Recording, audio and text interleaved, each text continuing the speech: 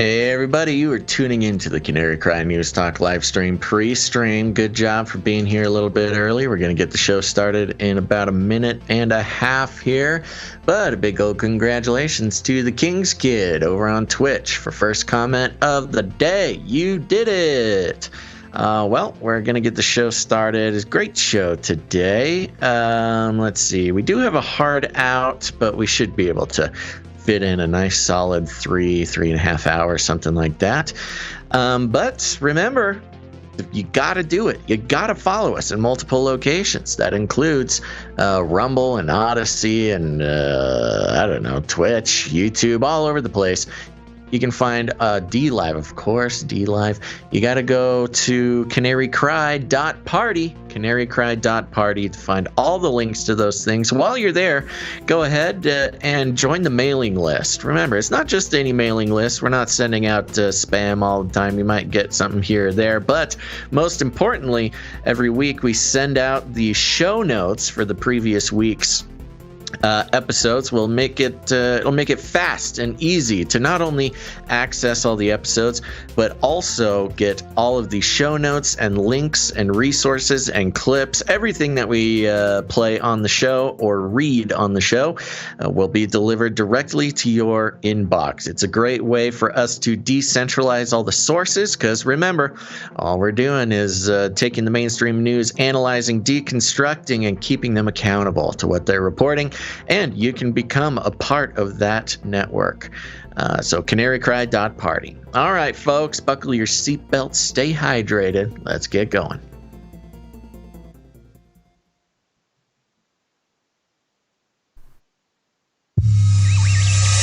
The world is getting crazier.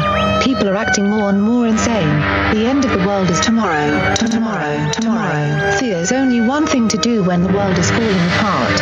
Listen to Basil and Gonz as they discuss this week's news and events through the lens of Bible prophecy.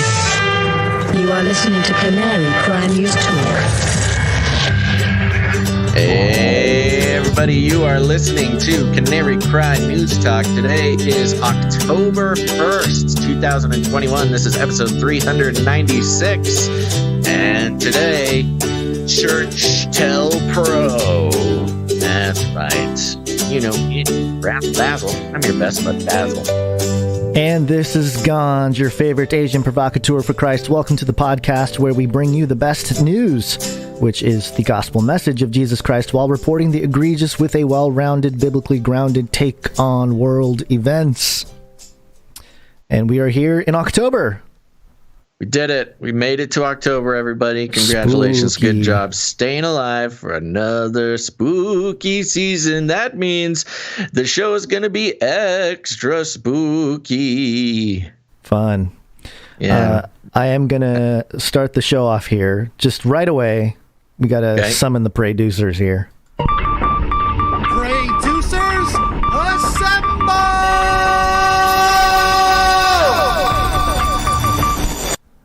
And we need to be praying for Steve Quayle and Rob Skiba, both people that have been, pretty paramount in the world of truth-seeking, that are believers. That they talked about the Nephilim. Steve Quayle, one of the first people I ran into talking about the Nephilim from a Christian view. Apparently they're both having health issues. And so pray for everybody involved there, for Steve and for Rob and their families. Yeah. I don't know the severity, but man, it just feels like our whole little, community has been targeted in the last couple years almost, It's just been over the years, I guess. Problems? Yeah, health problems or passing away. It's just Yeah. Well, considering the demographics of the group, they're in the at-risk category. Sure. Well, I don't know about Rob. I don't think Rob's that old. That's true. He's not. But yeah, and if you don't know who Rob or Steve are, you can go check out Canary Cry Radio. It's our interview-style show we've been doing since 2012. We got plenty of episodes, at least one from each of them. I think Rob did a couple. Did we get Steve? I don't remember. I feel like we never have. I don't think we have. We've done something with Steve, certainly. We've done Steve adjacent multiple times, but oh no, I don't think we've actually interviewed him. But yeah, he's influenced a lot of the people that we've talked to and us as well, with all of his books and everything, his research into the Producer Nephilim, Lloyd the giants. is saying we did have Steve. We did. I'm pretty sure we had Steve. I'm imagining the show art right now. Okay. But possibly not. I don't know. Go check out Canary Cry Radio and search for Steve Quayle. I'm like, really? It was I like should 10 really years try to- ago if we did. So Yeah. we're trying to figure it out. But yes, of course, prayers go out to both Steve Quayle and Rob Skiba and their families. Never fun to be having health issues, especially at such a time as this. Yeah, I wanted to briefly here just relay to everyone a observation that I had, and of course this is geographically relevant only to me or people that live in Southern California. But we go through seasons, right? There's like seasons, and the fall officially started on the 22nd of September. It's a pretty normal, typical Oh, is that time. long ago, huh? Yeah, it's been a while. We've been in fall now for a couple weeks. Okay. But just in my area, I noticed a very deliberate weather change, like almost deliberate. Oh, it's just You mean they turn the knob? No, the I'm weather serious. Control knob? Okay, so Okay, look, all all right. right. So throughout September, it kind of went up and down. It was hot. There were some hot days. There were some cooler days in the 70s or whatever. Of course. The last 2 days of summer, so the 21st and 22nd, the high was at 95 degrees in Orange County and 91 degrees on the 22nd. And then the next day, it dropped to 79 high, 72 low. And it got all cloudy. And I mean, it was just a very noticeable difference from, hey, even though it's kind of cooler, the sun keeps us warm, to all of a sudden there's like clouds everywhere. So it's like, oh, now we are experiencing not just cooler temperatures, but no sun, clouds. And if you look at the forecast for the next couple weeks, the temperature keeps going down until Saturday, the 9th of October. Okay. We're supposed to have rain in California. We never have rain in California anymore, but it's all leading to this one moment. And I think, I know, Pnuemati, I think it's called weather, Gonz. I know. Guys, he's got a thing. Let's see I got what a it thing, is. okay? Let's wait for the punchline. Newsom won the recall and he signed this $15 billion bill to tackle climate and fires and all this stuff. And they're like, there you go. Release the seed cloud. Give upon thee the land of California rain, now that they have kept our leader in place. The weather modification. Yes, they turned it on. Weather hostage. They turned it on so we can get 1 day of rain. I think that's the lesson. As you're a treat. It's a little treat for Californians for get 1 re-electing Newsom. 1 day of rain on a Saturday, and then sideways movement. So anyway, well, I can't argue with that logic, Gonz. I'm telling you, man, if you lived here, or if you do live here, just, you just realize there's weirdness when it's 95 degrees one day and then it drops to 70 the next day, and it's cold and kids are getting sick, and, Anyway. I hear you. So there you go. We've solved the weather warfare issue. I think so. I think I've pretty much showed it in this chart here where the weather changes. We definitely can't get kicked off YouTube for that one. Hey, I didn't say nothing nothing. in there says that YouTube can kick you off for weather-based conspiracy theories. It's not even a conspiracy. I just said the weather changed. Weather yes, you did. It was content. It was great content. Weather changed. Alert. Weather changed. Yeah. No, that's good. I'm glad it's cooling down over there for you. I feel like the heat was driving Californians a little cuckoo bananas. Yeah. So hopefully depending on where you cools are. off. Their brains cool off a little bit. The amygdalas shrink. It's not that It'll hot. be great. It was never that hot, especially on the coast. Anyway. Okay. So I'll start with that. And then I just want to mention briefly that we've named the episode Church-Tel Pro. And it has to do with, it's a play on COINTELPRO. Yes. And, just pulling up the Federal Bureau of Investigation, the FBI, their own website here. They have a little thing on COINTELPRO. And it says here that it began as a counterintelligence program in 1956 to disrupt activities of the Communist Party of the U.S. In the 1960s, it was expanded to include a number of other domestic groups, such as the Ku Klux Klan, the Socialist Workers' Party, and the Black Panther Party. I think that covers everyone we're seeing now, being attacked in some way.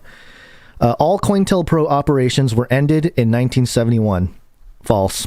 Sure. They probably ended official COINTELPRO, but I'm sure they have spin-off. They closed the file. They closed the COINTELPRO file. They have other projects that we don't know the names of that kept going. Renamed it. Yeah, exactly. And then it says here, although limited in scope, parentheses, about 0.2% of the FBI's workload over a 15-year period, COINTELPRO was later rightfully criticized by Congress and the American people for abridging First Amendment rights and for other reasons. Just other reasons. For other reasons. Yeah, so that's the FBI's sounds like the federal government to me. Official document. There's other reasons. The point being that, this is a real thing. If you don't know about it, look into it. It's pretty well known at this point. Anybody looking at conspiracies or truth or information, you're going to run into COINTELPRO as a disinfo campaign. I have this document that's been declassified from 1970 here, and it says the requests Bureau authority to forward a letter from a fictitious person in Hollywood, California, gossip columnist, to publicize the pregnancy of Jean Asberg, well-known white movie actress, by redacted to possibly cause her embarrassment and tarnish her image with the general public. So there you go. I mean, this has been going on for a long time, and this could be what's happening to certain people. Maybe not in the church. Well, certainly believers out there, by using certain people, and so we'll get into some more details on why we named it that. And I think part of the point is, if you go through the tactics of the official COINTELPRO files, you can see those tactics being used. And I think part of what we're seeing is, yes, maybe the special operation COINTELPRO got the book closed on it, but the methods have been institutionalized. Yeah. So it's not like a special secret program. It's just part of the institutional workings of the intelligence agency at this point. I mean, and that's part of why you have intelligence agency affiliated news anchors, climbing the ranks at mainstream news places. I'm not going to call out any names. Y'all know who you are. So it's just sort of been taken out of the realm of some super secret special operation and moved into the daily workings of the the U.S. federal government and the intelligence agencies. And the point here also is that the truth community is a major target of this type of operation, and we just have to be mindful of that when we find things on the internet. That's the key. You got to be very mindful, because truther and counter mainstream narrative outlets are the number one target for this sort of operation, which is why, we spend extra time not just deconstructing and analyzing mainstream news, but also not propagating random COINTELPRO disinfo, or COINTELPRO-esque. We don't know. We can't tell you if it's for sure some kind of. I know you can sense it. Certain times when they cross the line, it's pretty easy to spot. But when it's being pushed too hard by too many people, and you follow the money or whatever, and it ends up that a certain conspiracy theory existing only benefits somebody within the mainstream power structure, you can pretty much guarantee that it's a COINTELPRO operation. Yeah, or at least suspected enough to look at it with the squintiest of eyes. Right. The suspicion, the fingers, or the two fingers eye, that thing. Yeah. Eyes. Well, so speaking of closing the special operation and integrating things into the mainstream system, let's do a Flippy update. Flippy update. Do you want fries with that? Okay, folks. Well, with Wednesday's Flippy update bombshell that has vindicated the Flippies for years now. We span the spectrum when it comes to Flippy. Yes, a little bit more of a lighthearted Flippy today, but For those who are new to the show, Flippy is our colloquial name for the disembodied robot arms that are taking our jobs, enslaving our children, and flirting with our spouses. We use talking about Flippy as a way to explore all the new, fun, and exciting ways that robots are taking over the world and how there's nothing we can do about it. Today, Gonz, the robots, not only are they flipping our burgers and stealing our wives and, spooking our tech giants, but they're also cleaning our toilets. Today, we've got a video from USA Today that came out recently, and this has to do with the headline of which is "Move Over, Robot Vacuums. This little guy handles the dirtiest jobs." And yes, Mike Rowe has a new category for his infamous TV show, Dirty Jobs. I don't think it's a whole category. I think he's just going to experience, it'll be one robot interview. It's true. And within 10 years, it'll just be all robot interviews, Not only is the burger flippers and the janitors and the low-level labor being taken over by Flippy, but now Mike Rowe in the future is going to have to be interviewing cyborgs for his Dirty Jobs TV show. Now, this little guy came out last year, I believe. 2019. 2019. Oh, 2 years ago. 2 years ago. Wow. But let's hear what he has to say. It's hard to find news articles about this guy, but I did find a scathing review from tomsguide.com that I think will give us a good idea. The headline it's from tomsguide.com. And the headline reads, "A $500 toilet cleaning robot? You're kidding me." It's not kidding, but it rhymes with kidding. You can guess it. Most, if not all, smart home products are more convenience than a necessity. We don't need a light that can be controlled from our smartphone. We don't need a speaker that can listen to us and then play Kenny G on command. The $500 Alton Goodell robot causes another kind of gagging. This robot's sole purpose is to clean your toilet bowl. While automating this task is a noble goal, once the novelty of seeing a robot scrubbing your john wears off, you're stuck with the realization that you spent $500,000 on something that you already do better, faster, and cheaper. The Goodell snaps into a mounting bracket that you install under the toilet seat hinge.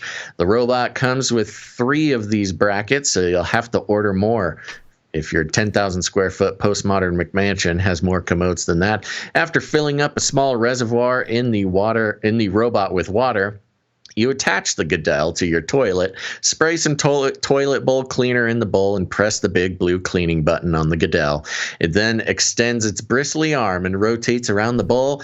It also cleans the rim, scrubbing as it goes. It finishes its rounds in about 5 minutes and makes a half-hearted attempt at shaking excess water off its brush.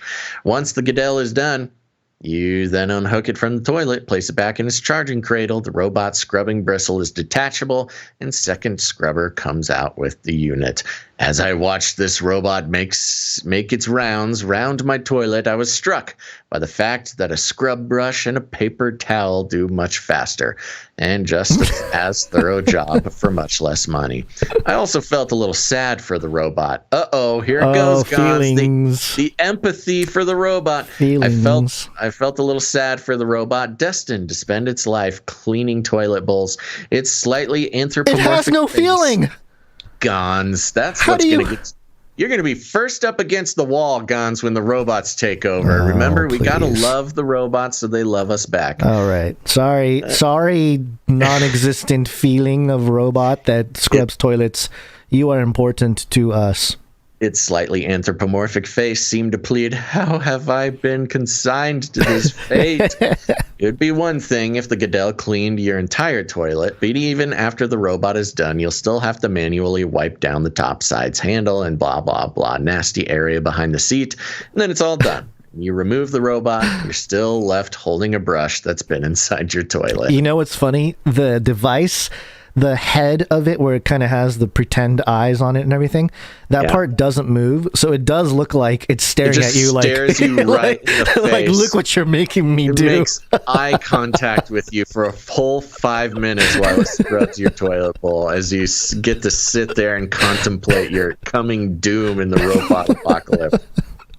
That's really funny. Okay. Tom's guide was not very impressed with this guy, and honestly, neither was I. It looks like he's just dipping his little brush in the water. He's just kind of, playing with the water a little bit. You got to fill up a water reservoir. You got to spray your own toilet bowl cleaner. They didn't even integrate a little soap dispenser into the little guy.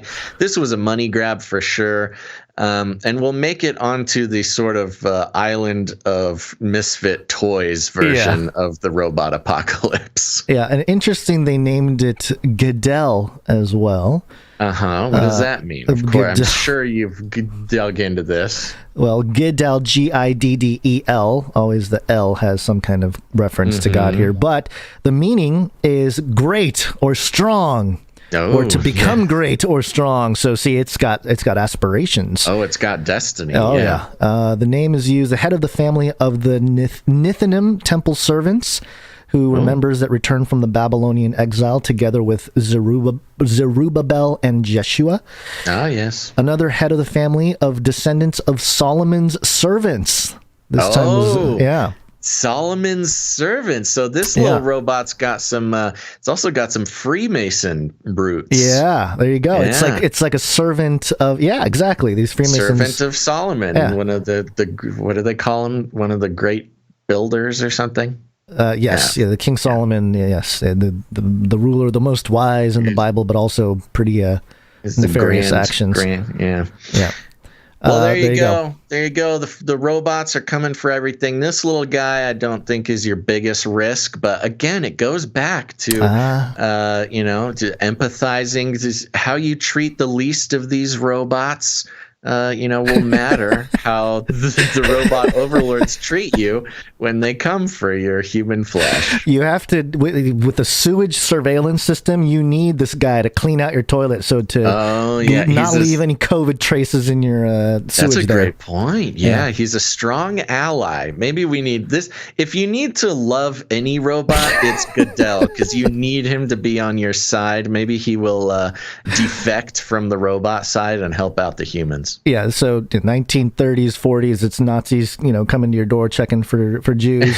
2021, 22, it's the surveillance of sewage and little robot Goodell. Let Goodell answer the door.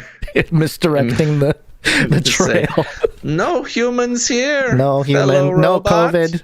Detected. No COVID, no humans. I love these little fleshy guys. I'm on the website here, Alton Robotics, and you can Robotech, and you can buy it for $400 now. So it's gone down in price the last couple of days. And I like how at the beginning you have the option to pick your toilet. You do have a round toilet seat or an elongated toilet seat. Yeah, you can choose. I love it. It wasn't until I got into my 30s that I realized that there's much more diversity of toilets going on than I originally would have ever thought. So there you go. I have to say one more thing about this promo picture here. There's a woman with Goodell in the toilet cleaning, and she's giving some virtual version of Goodell a high five, and she's jumping, so she looks like she's floating in midair. She's floating in the bathroom. The little robot in her toilet, and the spirit of the robot astral projecting out of the toilet, 8 feet in the air, so high she has to jump to high five it. This is a completely insane marketing graphic to put together. It's pretty incredible. The parts are expensive too. You can get the toilet seat appliance accessory. It's a bad robot. $25. It's too expensive for what it is. Yeah. All right. Well, there you go. That's your Flippy update, everybody. Let's get to the important stuff. This is important. This is day to day. She's high-fiving a robot that was just in her toilet. Yeah, did the robot wash its hands before this, or is she just? Oh, he's coming. He's from the spirit realm. There's no. It is the spirit. It's the robot physical astral projection. Yeah. All right. You think about it. The cloud. The cloud is just robots, astral projecting into the robot spirit realm. That's true. You're right. Yeah, we got this. COVID-19, COVID-19, COVID-19, COVID-19. Yes. COVID-19, COVID-19, coronavirus. Vaccine, number one way. All right. So there's a video on Rumble that's gotten about 500,000 views. Mm-hmm. It's titled Dr. Carrie Madej, I think that's how you say it. First U.S. lab examines vaccine vials. Horrific findings revealed on the Stu Peters show. It's published on September 29th. And yeah, it looks like about 470,000 views. So how do we get on those Rumble algorithms? I don't know. Yeah, we're not. We don't please anybody. We don't please YouTube. We don't please Rumble. Yeah, I mean, we love our Rumble viewers, but do whatever you guys got to do to get those algorithms moving. Yeah, why aren't we showing up? We gotta pay for Rumble. Yeah, we do pay for Rumble. People understand that. I know, that's what I'm saying. We pay for Rumble.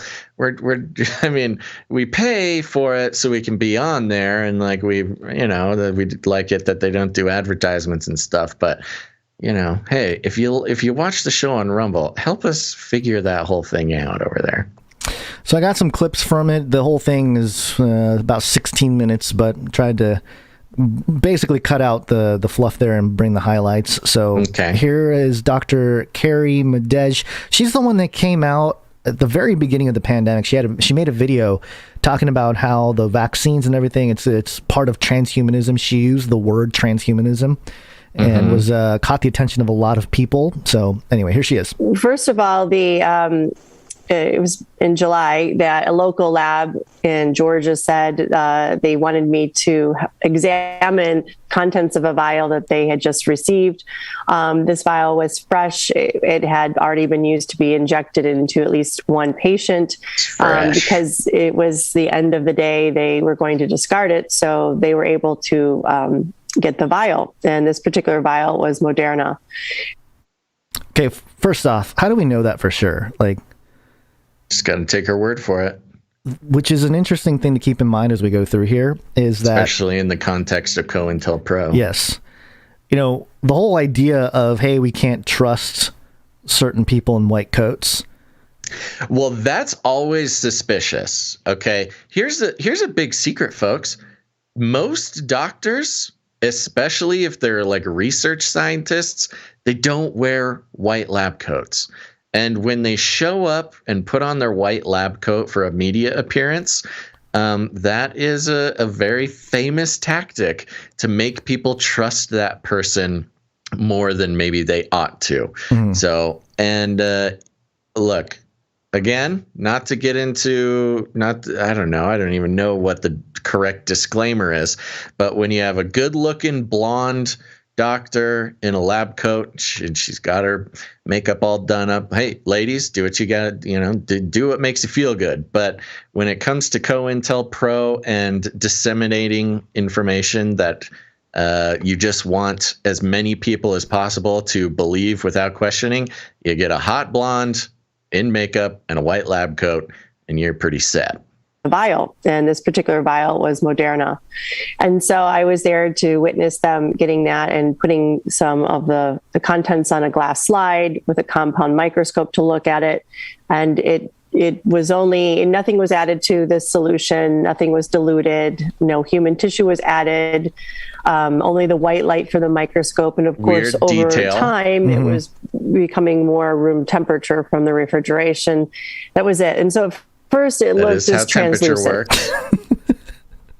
Don't bring her down to my level of analysis skills. It's just like, there's no human tissue. Okay. Nobody was thinking that there was, but okay, if you say so. She's covering all the bases of anybody that would question such procedures. Thermodynamics, when I took it out of the refrigerator, it started warming up. Ooh. And that was it. And so first, it looked just translucent.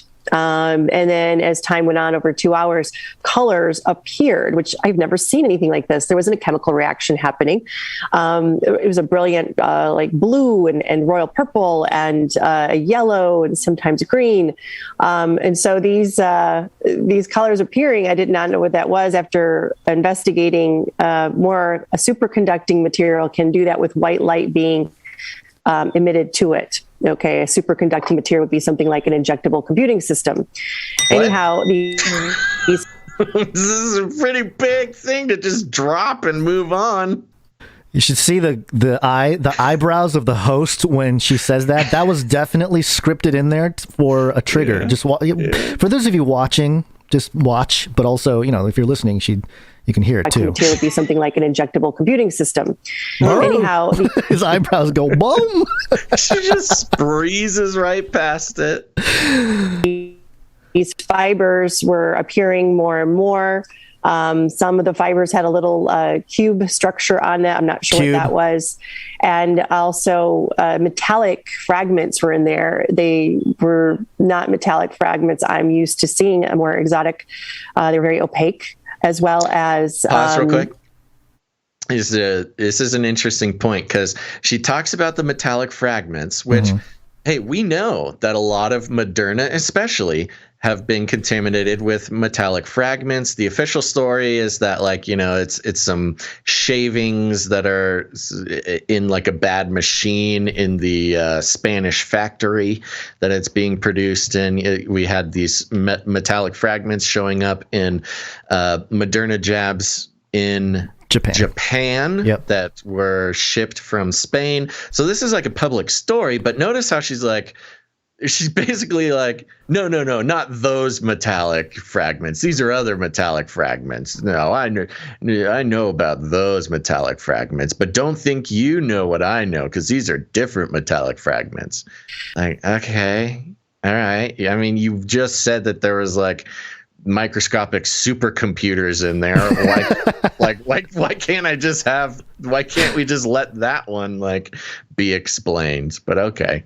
They're very opaque, as well as as the edge of the cover slide goes, so the cover slip, when you put a glass partition on that or a piece on top of the glass slide, there are edges. And so all the particulates, all these colors started to move to the edge, and there was self-assembling going on. Things were growing.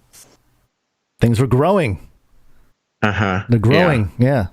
Pretty wild. Well, self-assembling. These metallic pieces were self-assembling because they're little supercomputers turning into robots. Yep. Okay. All right. She continues here. And then there was one particular, I'd say, object or organism, I'm not sure what to call it, that had tentacles coming from it. And it was able to lift itself up off of the cover, off of the glass slide. It was alive? Like the thing was alive? It appeared to, It was alive. The thing was alive. It appeared to be self-aware or be able to grow. Okay, I'm sorry. Okay, I'm gonna let it go. But just because things are moving, look again, I'm not a scientist, and we're going to hear from an actual scientist about this, one that we do trust. Ish. Yeah, that's right. Ish. I said ish. But things are moving. First of all, it's thermodynamics. When things warm up, they start moving. Yes, yeah. That happens all the time. In any object that is warming up, things will start moving in it. And, I don't know, maybe she saw tentacles growing, pieces assembling into tentacled robots and moving. But for him to go straight to alive? Well, there's lots of things alive at even smaller scales. Roomba? Would you say that about Goodell the toilet? Even if it was a robot, to be like, it's alive? It's just kind of weird. Yeah, it's the neurolinguistic programming. Yeah, exactly. Yeah. All right, she continues. Or move in space. I mean, all I can tell you is this is not something they taught us in medical school, nothing in my laboratories, nothing that I've seen before. And I've showed this to other people in the field, and they don't know what it is either. And I thought, when I first saw this, and I kept looking at it over and over again, I had a colleague with me, and we both thought, wow, this almost appears like it's self-aware, like it knows we're watching it. It's just an intuition, a feeling of mine, but it was very okay, we're upsetting. going off of her intuition. Yep. And so after 2.5 hours, everything was destroyed, of course. And then I thought, well, maybe that was a fluke in a way. Maybe that was just that one vial. And so, and then there was. Sorry. I'm sorry. But again, she just floats by this. After 2.5 hours, everything was destroyed, of course. Yeah. What do you mean, of course? And also, what do you mean destroyed? Did it explode? Did you destroy it? What do you mean, of course? She's just breezes past it as if it's something we're all supposed to just take for granted. After 2.5 hours, it all got destroyed, of course. Okay, well, of course. Yeah, of course. I'm curious about the legalities of something like this. Are you allowed to just take vials of vaccine from whoever? Well, that's the other thing. Yeah. The other thing that, just for those who are watching, who are listening and not watching, they are occasionally showing still photos of some, little tentacle-y type of things under a microscope, but no video. There's no video. You're able to take a picture of something. We have no idea what it is. It's just like some crazy picture they're showing. But if you're saying this thing woke up, looked at you, called you mommy, and started walking around like it was alive. Wash your toilets. Why would you not take video of that? I don't know. It's just weird. Yeah, I don't know. Maybe she doesn't have the right gear. Okay, so I don't believe that. But okay. Who knows? Yeah. Who knows? It's just an intuition, a feeling of mine, but it was very upsetting. And so after 2.5 hours, everything was destroyed, of course. And then I thought, well, maybe that was a fluke in a way. Maybe that was just that one vial. And so, just recently, the lab was able to get more vials, and same manufacturer, but, different batch, of course, looking at it the same way under the compound microscope. And another one of those tentacle-like structures appeared.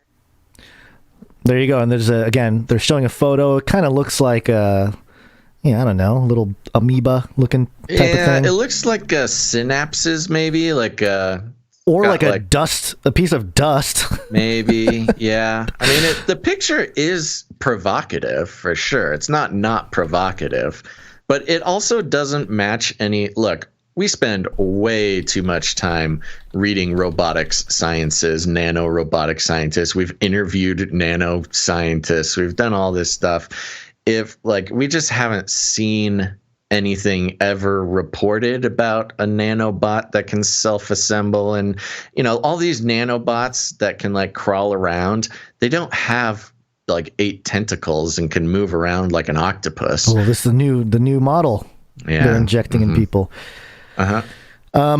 Yeah, so I have one more clip here. Actually, you know what? Before I do, let me start with the email from Pnuemati, our resident microbiologist here. And they've seen the video. He says, honestly, while I was watching it, I was almost screaming at the screen about how much nonsense Carrie was spreading. And let me say up front... Yeah, I'm sorry. I tuned out for a second, just so everybody knows. And Pnuemati is our microbiologist. He's been in the business for 25 plus years. Totally woke dude. Keeps us honest about, totally woke now has a different, he's an awake dude who keeps us honest about all things microbiology. So I messaged him with the video and another question about the legality, or if he can grab some stuff and throw it in a lab and check it out for himself. You mean if you're able to grab some vaccine, and use it for this type of thing? Okay. He says it here. Let me say up front, I think Carrie is a new ager posing as Christian. She says all the right buzzwords, but she is sus to me, to us too. I agree. She started with that transhuman language when she first went viral at the beginning of the pandemic there. Yeah. He says, I do not spend my current time looking into a microscope all day, but I have probably logged upwards of 100 plus hours of scope time over the years. I've looked at all sorts of different samples under the scope up to 1000x magnification, about the highest you get in a normal lab. I can tell you firsthand, you see all sorts of strange shapes and phenomena when you're looking at liquid samples under the scope. Unless you know what you're looking at, you can easily misidentify something or think there's something alien in the sample. Let me first say, unless you are working in a high-quality, clean room, there's usually no way to not have common things in the air. Dust, dander, cloth fibers, hairs, spores, fungal hyphae, I don't know, end up on the slide. And looking at those under high magnification can easily lead to misidentification of what you are seeing. Secondly, if you even if the prep was pretty good, clean, there's no way to tell if the type of thing listed above are not in the sample of vaccine she took. She looked at either by proof manufacturing quality control. Remember, Japan found metal shavings in some of their vax vials, or something fell into vial when it was opened by whoever. Which is, there's a whole variable there, not just like, oh, do we just trust this person that gave you this vial of claimed Moderna, but even if it was true, like what did they do with it? Right. I doubt Carrie has much experience looking through a microscope based on her quote-unquote observations. She said several times that she had never seen anything like this before. She hadn't spent enough time looking through a microscope. Here's a few of my takes on what she saw. 1, the appearance of colors after several hours that she attributed to superconductor crystals of some injectable computer. He says, if there were superconductor crystals, the colors would have appeared immediately. However, all these vaccines are likely prepared in a salt solution similar to our body blood chemistry, usually called saline. Plus, there are many other ingredients. My guess is that over the several-hour period, the water slowly evaporated along the edges of the cover slip, showing slowly evaporating, which happens almost all the time. As the water went away, the dissolved salts and other compounds began to recrystallize. Oh, that's a good point. Some of these gave off colors, as crystals do. She even mentions the self-assembly of the crystals was happening at the edge of the cover slip, exactly where you would expect when the water is evaporating and the dissolved compounds are recrystallizing. Yeah, that makes a lot more sense than self-forming computer machines. Yeah. 2, she saw, quote, filaments and metallic fragments. See my comment above about what can all fall into a slide or be in a sample, hair, fungal, hyphae, and other stuff. So yeah, point taken there. Number 3, she saw a self-aware tentacled creature moving around. He says, this is Pnuemati, firstly, almost everything is moving around under a cover slip prep because of Brownian motion. I did not know what Brownian motion is. There's a Britannica science link. Do you know what that is? Britannica, I think it just means the way that it Brownian motion. Brownian motion, yeah. Yeah, I don't know the definition, but I kind of get the concept. It's just, especially on a small scale, things are always moving. Small scale in a liquid, things are never standing still. Yep. Yeah. Unless it is dried to the slide or too big to move in a space between the slide and cover slip got wedged in.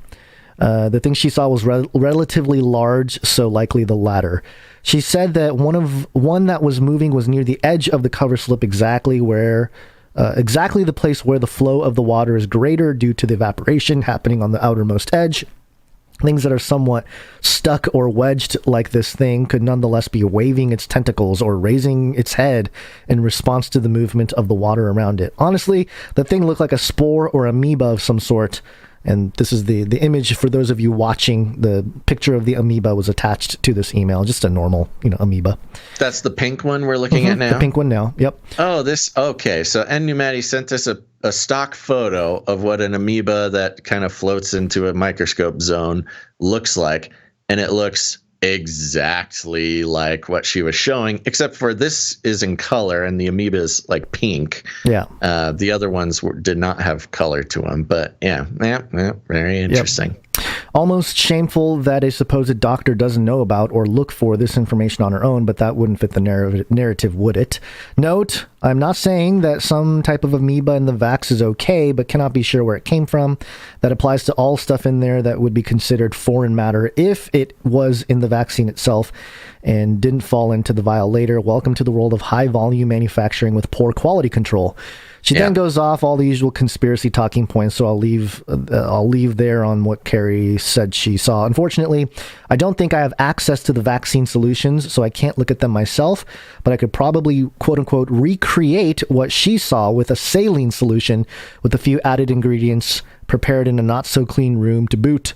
Hope this helps. Blessings, Pnuemati. Thank you, Pnuemati, for bringing some clarity, I think, to what this could be. Not saying that we know for sure, but based on an analysis of an actual microbiologist, a professional. So. Yep. Well, that makes total sense. So this, even aside from the breakdown, and I want to get back to the breakdown, aside from the breakdown, this video had every telltale sign. Oh my gosh. Of, I'm not going to even necessarily claim like a Disinfo COINTELPRO thing, which it very possibly could be. But yeah, you get a hot blonde wearing, all done up in a lab coat in some ritzy looking apartment, kind of just going off with no evidence to show like what she's talking about. I mean, she's talking about self-assembly and the thing standing up, walking around, stuff like that. And they flash a couple little still images of exactly what Pnuemati sent us. And I don't know. And if she has nothing to gain, like the other thing is, okay, well, what's she selling? Does she have a website? Is she selling something? Does she have a YouTube that she's making ad dollars off? How does she benefit from this? And if she doesn't have something that she's benefiting from, then that means she's, that the other option would be, well, it's some sort of disinfo and she's getting paid on the back end. Or she's completely correct and just all these weird inconsistencies we just need to ignore. And she did say she cried about the whole situation. I have the end here. For those of you watching, crying woman. That's another thing on the thing. A crying woman is very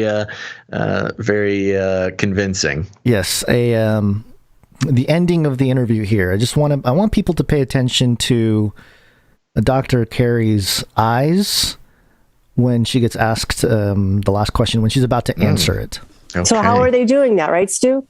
They have to put something inside your body to be able to monitor you and know everything that you're doing. Oh, yeah. She goes through the whole thing about... No, they don't. No. She goes through the whole tracking. They want to track you, the whole conversation, which is true. They do want to do that. And then so, yes. But they're doing it with your phones and your computers. Yeah. They don't need to do this. Wait. So people need to wake up. What could they put inside your body for that to happen? How would they do it? I think Gates is already admitting to us how he's doing it or how he wants to do it. How much does it take? I don't know. I just know that I'm seeing these things with my own eyes, things that don't make sense, things that look like they could be used for, so they look like they are the advent of starting something of artificial intelligence inside the human body. And we know that the people in charge aren't to be very trustworthy at all. They've lied many times to us. The manufacturers have lied many times to us. So this is the time that we do not, we don't take this anymore. We don't take this kind of oppression and suppression. We're better than that. We are children of God if we choose to be, right? And absolutely. I for one will not stand for it. We choose to be? Yeah, I noticed that too. That's choose to be. It's a weird thing to say. Mm-hmm. Okay. That's why, Pnuemati is saying that, hey, I think she's a New Ager posing as a Christian. Yeah. Possible, especially the way she talks about the faith. But okay, this is the end here. So just to wrap up here, and I know that you got to go, but I just, for responsibility purposes, you've examined things under microscopes before. You know what you're doing with a microscope. These vials... multiple vials that you examined, you have kept track of the chain of custody. Nothing was inserted into these things before you were able to look at them. I mean, this is all on the up and up. And this is the genuinely the contents of what is found in multiple lots now, you have said, of the Moderna and the J&J vials. Yeah, at least three batches. At least 3 batches, yes. That is correct. Okay, for those of you just listening, when she was about to answer that question, and you know how they have those like body language breakdown videos of people like doing all kinds of stuff, and you know I don't know how accurate all that is, but when she answers this question, it's a loose science. It's a loose science, yeah. When she answers this question, there's a moment when oh, I'm sorry, I thought I muted it.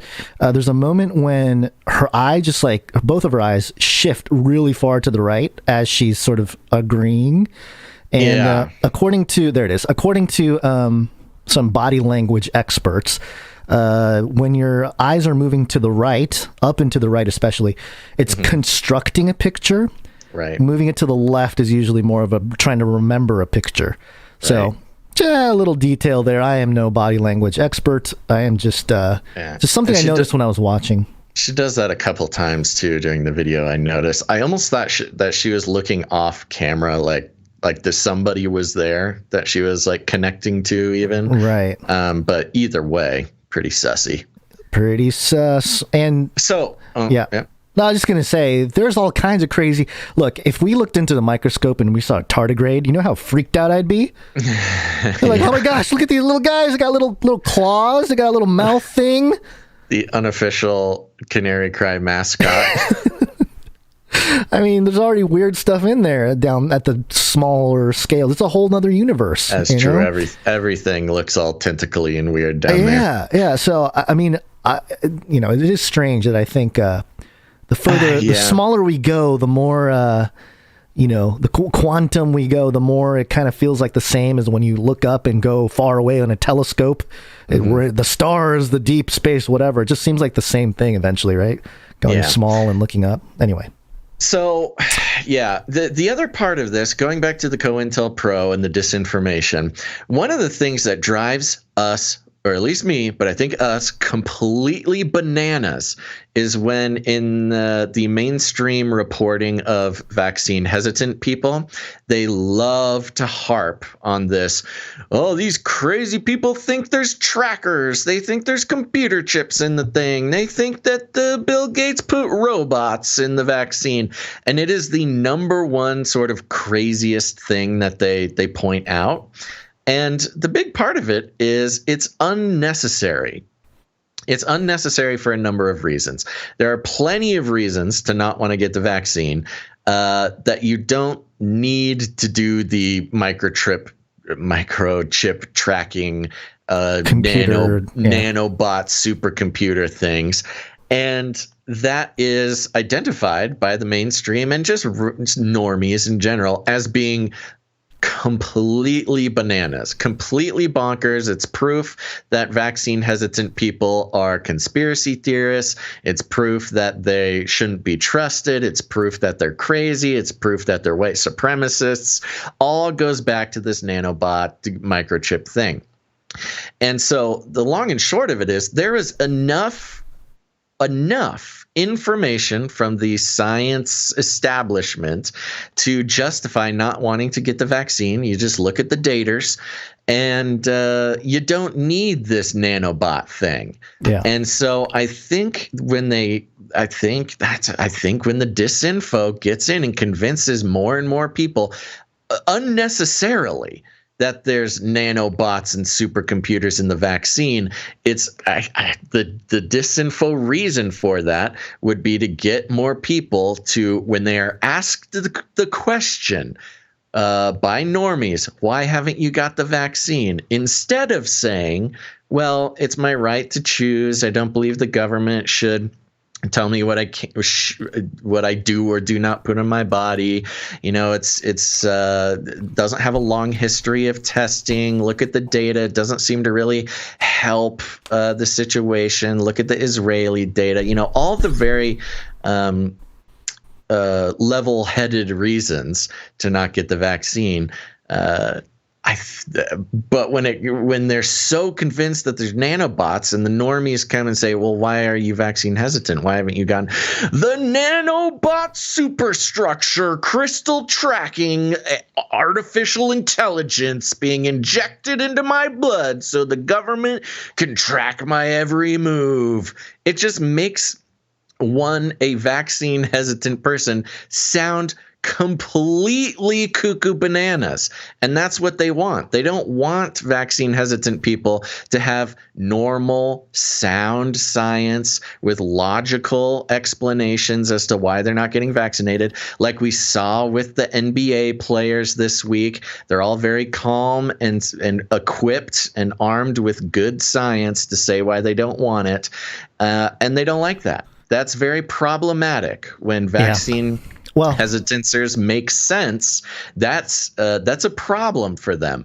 But if they can get the vaccine hesitancers to go off about nanobots and artificial intelligence and Bill Gates, then it's much easier to discount what they're saying, and it's much easier to dehumanize them and force medical procedures on them that they should have the autonomy to make that decision themselves. Yeah, I will add PSYOP, full PSYOP. I will add to it that this doesn't mean that they don't have or aren't developing little nanobots that can enter our bodies and do things and control us or track us or whatever. There are things like that being developed already. I think they've done experiments with various things on people already. Is it being done at a larger scale? Perhaps. There's no way for us to know for sure one way or another. But in terms of the reason for this particular set of information presented this way, it does seem to be something where it provides low-hanging fruit for the mainstream to use to paint anything against anybody who's hesitant, but also to identify those who will not be accepting as we move forward here. What kind of person doesn't want to accept the happy nanobots that will completely save our bodies as we find eternity, whatever. Sure. The transhumanist agenda, social agenda. The real transhumanist agenda, which exists. What way to take the trail off of the real stuff than to have some disinfo out there so the people take it where it maybe doesn't exist. And so it just kind of gets to hide in this, the only people talking about it are the crazy fringe conspiracy theorists, when both are true. The reality that they're out there, that's probably true, but also it's true that they're using it to be able to misdirect the public and misidentify a large group of people who are hesitant for actual grounded objective reasons and the actual science itself. But I think we did a pretty good job, and then we appreciate Pnuemati for giving us some of the lowdown there. And I tend to trust Pnuemati's analysis of this situation here. So and he gave me a gold star after. So there you go. It's not often I get praise from Pnuemati. I was going to say that you and I would love it if there were self-assembling, crystallizing robots in the vaccines, and oh my gosh, they're jabbing it into people's arms, and we must do something about it now. The danger, and she even says it here, we're not going to take it anymore. They want this could be feeding also some kind of trigger in those who have been not just mind controlled. What's the word I'm looking for? Like desensitized or certain programming in the people in the public out there to commit violence upon whatever, some vaccination site. So a guy goes in, hears this news, he's triggered, whatever, and busts out a gun and tries to, I was just trying to destroy all the Moderna vials because I heard there were nanorobots in that whole thing. Mm-hmm. Wait for that. I mean, this is just seeds for that, which further continues the disinfo thing and the coloring anybody who's skeptical, or especially Christians. Gives them more justification for online censorship, for control of the narrative, and for dehumanization of anybody questioning the spoon-fed narrative. Right. So anyway, thought that was probably the biggest thing to really deconstruct on this episode. I think so, especially when it's obviously gets this much attention. There's definitely probably a lot of people out there who this is like the new thing they're going on about, and it's just so obvious. And like you said, if there was any credibility to this, trust us, we would be the first ones to be blabbing on about these nanobots. But so far, every nanobot claim has not stood up to even the minutest amount of I don't know, criticism. We're breaking down. Moving on. I know. I realized I didn't use the restroom before the show. Oh, so no. Okay. It's not right now, but maybe Soon. at the break or something. I'm going to have to run out the room. I will say, Dr. Carrie Medej, she is wearing a white, it looks like a lab coat, but I don't know that it is. It might just be like a white suit jacket kind of thing, which would speak more. I was going to say it was even more sketchy, dude. Like I couldn't get my white lab coat, so white lab coat. Yeah. Yeah, and she's got the cross necklace. I mean, I don't know. It just feels like they're targeting certain Christians to believe this stuff or peddle this stuff as fuel to discredit them publicly. But there's some other COVID stuff to cover here. It's Corona time. COVID-19. COVID-19. COVID-19. COVID-19. COVID-19.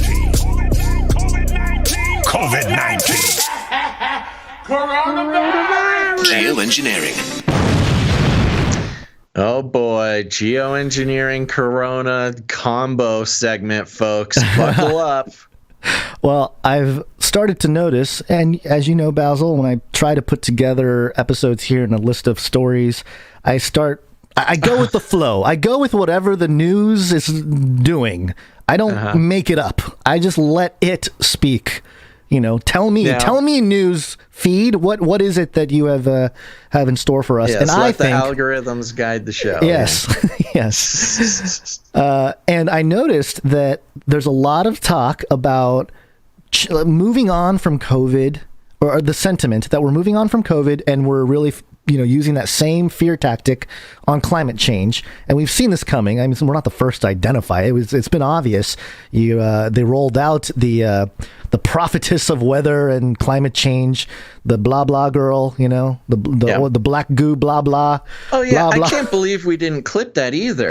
We will. In her speech, she said blah blah blah, build back better, blah blah blah. Yeah, she did. It was a great clip. I can't believe we didn't grab it. Well, we have I'll just play it now because it's right here. We have a Build Back Better jingle by Learbag 3000, and he included the blah blah blah. Here it is. Thank goodness. Build back better, blah blah blah. Build back better. We will build Babylon better. This time, a new world order. Oh, that good is stuff. So good. So that good. Is so good. So, I was looking for counter stories. Where's the fear? Where's the COVID-19 fear out there? Well, AP News. Woman who survived 1918 flu, World War, succumbs to COVID. The 1918 flu couldn't hold her down. World War II couldn't hold her down, but COVID took her. Oh my gosh, what a tough lady. I can't believe COVID was the thing that took down this immortal that has been living amongst men. Let me just read paragraph in a sentence of the story, and then we'll move on. Right. She lived a life of adventure that spanned 2 continents. She fell in love with the World War II fighter pilot, barely escaped Europe ahead of Benito Mussolini's fascists, ground steel for the U.S. war effort, and advocated for her disabled daughter in a far less enlightened time. She was, her daughter said, someone who didn't make a habit of giving up. And then, this month, at age 105, Pnuemati Giacopini's life ended the way it began, in a pandemic. Now, first off, look, it's sad, the loss of everybody dies. It's very sad. Very sad. Our hearts are with her family. Of course. We're not taking glee in making a point about her death. It's not about that. No. It's about the reporting of her death. She was 105 years old. Yeah. I know. People It's don't so even funny. make it to 100. A lot of people don't make it to 100, but she was 105 years old. So But really, it was COVID that killed her. COVID that took her out. And it's all because of those filthy, unvaccinated, white supremacist, terrorism, domestic terrorist animals that this 105-year-old woman lost the valiant battle with COVID. So the takeaway, the reason why I'm mentioning this in the COVID-19 / geoengineering section is because in order to peddle fear, they have to roll out the death of a 105-year-old. Yeah. I mean, it's starting to fall apart, I would say, at the very least. Then there's New South Wales, this clip of, what is her name? I'm forgetting her name. Well, anyway, this is the whole story comes together here, but this is the Premier in Australia, one of the states, talking about the lockdowns and the lifting of the restrictions coming up on the 11th of October. So from the 11th of October, the stay-at-home orders are lifted across the state. So that puts us into a new phase, a different phase of looking at the way in which we're dealing with COVID. And I want to make that clear. So there'll be much more certainty from the 11th of October because it will be more about individuals exercising freedom who are completely vaccinated. And again, I want to remind people across the state, especially in the regions, that if you're not vaccinated, you will go backwards. If your business doesn't have employees that are vaccinated, your patrons aren't vaccinated, you won't be able to operate. And so just a warning to everybody in the regions, please make sure you get yourself vaccinated if you haven't already, because you could very well go backwards from the 11th of October. We've been very clear about this point, and I just stress to everybody there is still time to get in your first shot and then your second shot, because ultimately we don't want to see seeding anywhere, including in the regions, and that's why only the fully vaccinated will be able to participate in business activity and obviously hospitality at that time. So there was the quote. It was going out there, people in Australia upset. 1 hour later. Reuters. Australia's New South Wales state premier resigns over corruption probe amid COVID-19 battle. Oh, corruption probe. Yeah. Oh, no. Wow. Is this the same day or next day I think or something? it's either the same day or next. It was same day for us, so I don't know. Yeah. Maybe it's the next day for them, but Oh, wow. Yeah. She got some bad news that night. Yeah, it says- Things were not going to go well. it says here, the premier of Australia's biggest state economy, New South Wales, Gladys Berejiklian, resigned on Friday after a corruption watchdog said it was investigating whether she was involved in conduct that, quote, constituted or involved a breach of public trust. Oh my gosh. After just the announcement that they were investigating, she didn't even have enough confidence in her own conduct to wait to see what they found out during the investigation. You will She not was be able to participate in society. Okay, bye-bye. Was so certain of her own guilt that on the announcement of investigation, she resigned only, a mere amount of hours after threatening the Australian people again. Holy moly. Berejiklian's shock resignation comes as the state, which has an economy larger than Singapore, Thailand, or Malaysia, battles the biggest COVID-19 outbreak in the country and is poised to begin ending months-long lockdowns as Australia sets to reopen international borders in November. The biggest COVID-19 outbreak? Aren't they just 7 people? Wasn't seven people died? People died? Most 6 of them over 50 or 60 or whatever. Yeah, so a little bit of hyperbole. Hyperbole, a little bit of manipulation of language there to make it sound like a bigger situation. Berejiklian said the issues being investigated were, quote, historical matters, but she felt compelled to resign because of the long-time framers likely to be involved in the investigation. Long time frames. Oh, time frame. Sorry. Long time frame. What am I reading? She also said the state needed certainty over its leadership amid the coronavirus pandemic. Wait, what does that even mean? She felt compelled to resign because of the long time frames likely to be involved in the investigation. Oh, it's going to take so long. I'm out of here. Yeah. That's bizarre.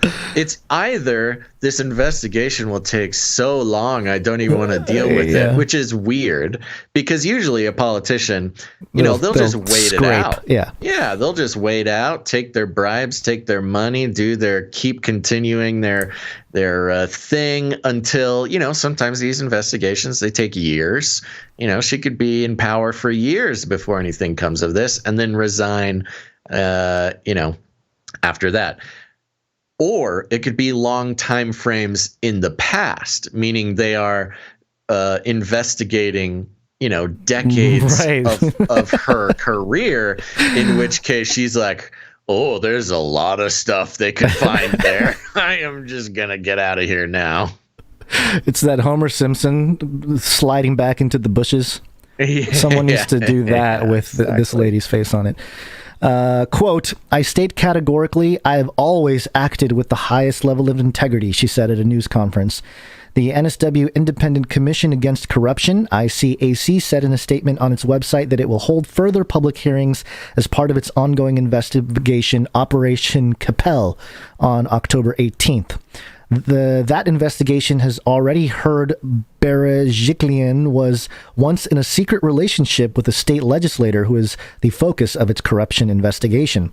Quote, my resignation as premier could not occur at a worse time, but the timing is completely outside my control, as the ICAC has chosen to take this action during the most challenging weeks, the most challenging times in the state's history. Oh, gosh. What a coward. Oh, wow, just blame a coward. Oh, man. Wow. Yeah. This is what is this? A premier? Is that kind of like a governor of a state or province? I think so. Whatever. Yeah. Wow. Yeah. So it's like Cuomo. It's a Cuomo. Yeah. See, at least these American politicians, they white knuckle it through the investigations. He's been investigated for corruption for almost his entire time in office, and white knuckled it the entire time and made it through. This Australian politician is a coward even by her own criminal standards. I do it with everyone. No apologies. Yeah, Cuomo.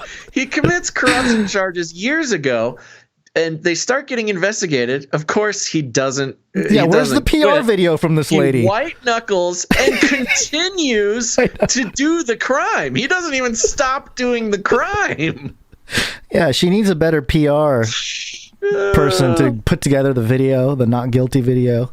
Australia is a crazy place, man. You guys got crazy stuff going on down there. Berejiklian, who became premier in 2017, had fronted the media on an almost daily basis to announce COVID-19 infection rates, deaths, and restrictions on businesses, schools, and households as the state battles an outbreak of the Delta variant that began in June. Give us the numbers. In the past week, daily infection tallies had begun to fall as the state neared a 70% vaccination target, and greater freedom of movement is expected to be granted in mid-October. NSW recorded 864 new cases on Friday and 15 deaths. However, officials have warned hospitals would face a peak in sick patients throughout October as social restrictions are lifted as the state nears 80% vaccination. Why would there be a spike if 80% is vaccinated? We have more people vaccinated than ever, so more people are going to get sick. NSW, that's New South Wales. Is that an Australia thing? Okay. Berejiklian is the second New South Wales premier to resign because of the ICAC investigation. Because of an ICAC investigation. Okay. NSW leader Barry O'Farrell quit in 2014 after giving evidence in which he forgot to tell the commission he had accepted a gift of a $3,000 bottle of Grange wine. Grange wine? Expensive wine. This ICAC, they seem to, they must do a pretty good job at their investigations. Yeah. They got people resigning all over the place. Berejiklian said she had told ministers in her government if they were the subject of an integrity investigation, they should stand aside until their name was cleared. But in her case, as premier, this wasn't an option. She will leave Parliament as soon as a by-election can take place. Prime Minister Scott Morrison said she had, quote, displayed heroic qualities as premier. while former Prime Minister Malcolm Turnbull wrote on Twitter that she was a dedicated reformer who had, quote, led the state bravely and tirelessly through the bushfires and the pandemic. So brave. It goes on. I don't think we need to necessarily cover everything here. I think we get the point here. But, let's see what this is. Yeah, look at this. Something Wagga Wagga caught my eye. Mm-hmm, yep. The potential breach involved grant funding promised to community organizations in Maguire's electorate of Wagga Wagga, and whether she failed to report or encouraged corrupt conduct by Maguire. Maguire's legal representative declined to comment. Okay.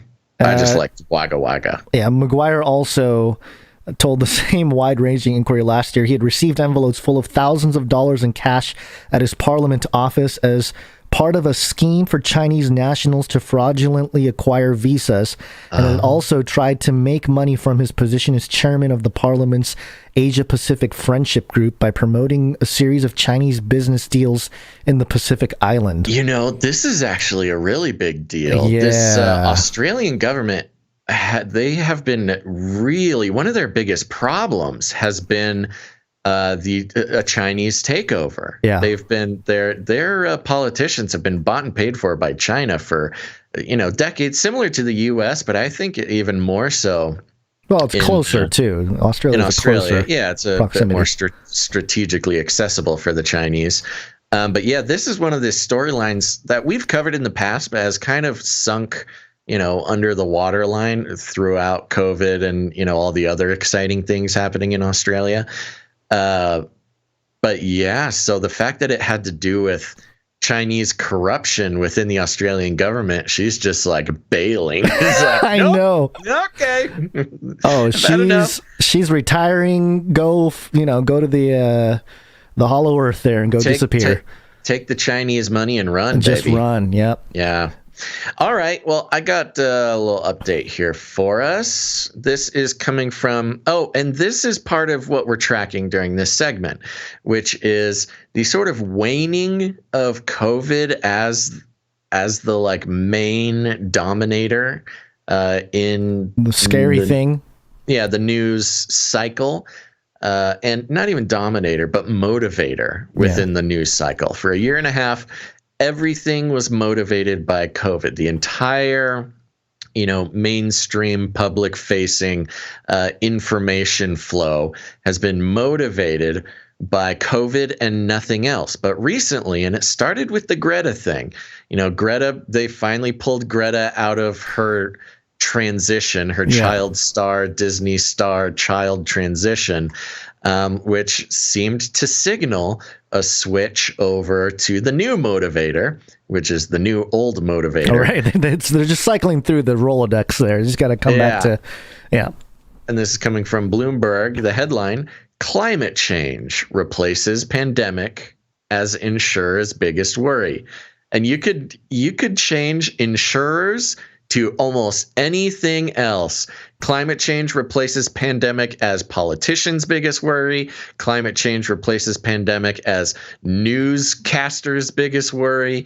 Climate change replaces pandemic as, you could put anything in there. So keep that in mind as we read through this. Climate change has returned to the top of the list of insurers' biggest concerns as vaccine rollout and gradual lifting of health restrictions see pandemic fears ease in many countries. Again, notice they are specifically saying pandemic fears. Yep. Because as has been called out by many outlets, many people, many analysts looking at the situation, the pandemic either never existed or has been actually kind of over for a while. But now the pandemic fears are actually starting to lift. And we all know where pandemic fears come from. They come from the media. So, anywho, global warming was ranked as the biggest risk to society over the next 5 to 10 years in a report released Tuesday by French insurance giant Axasa. While that also topped the ranking in 2018 and 19, it was outstripped by diseases and pandemics last year. Weird how they put that in the plural, but okay.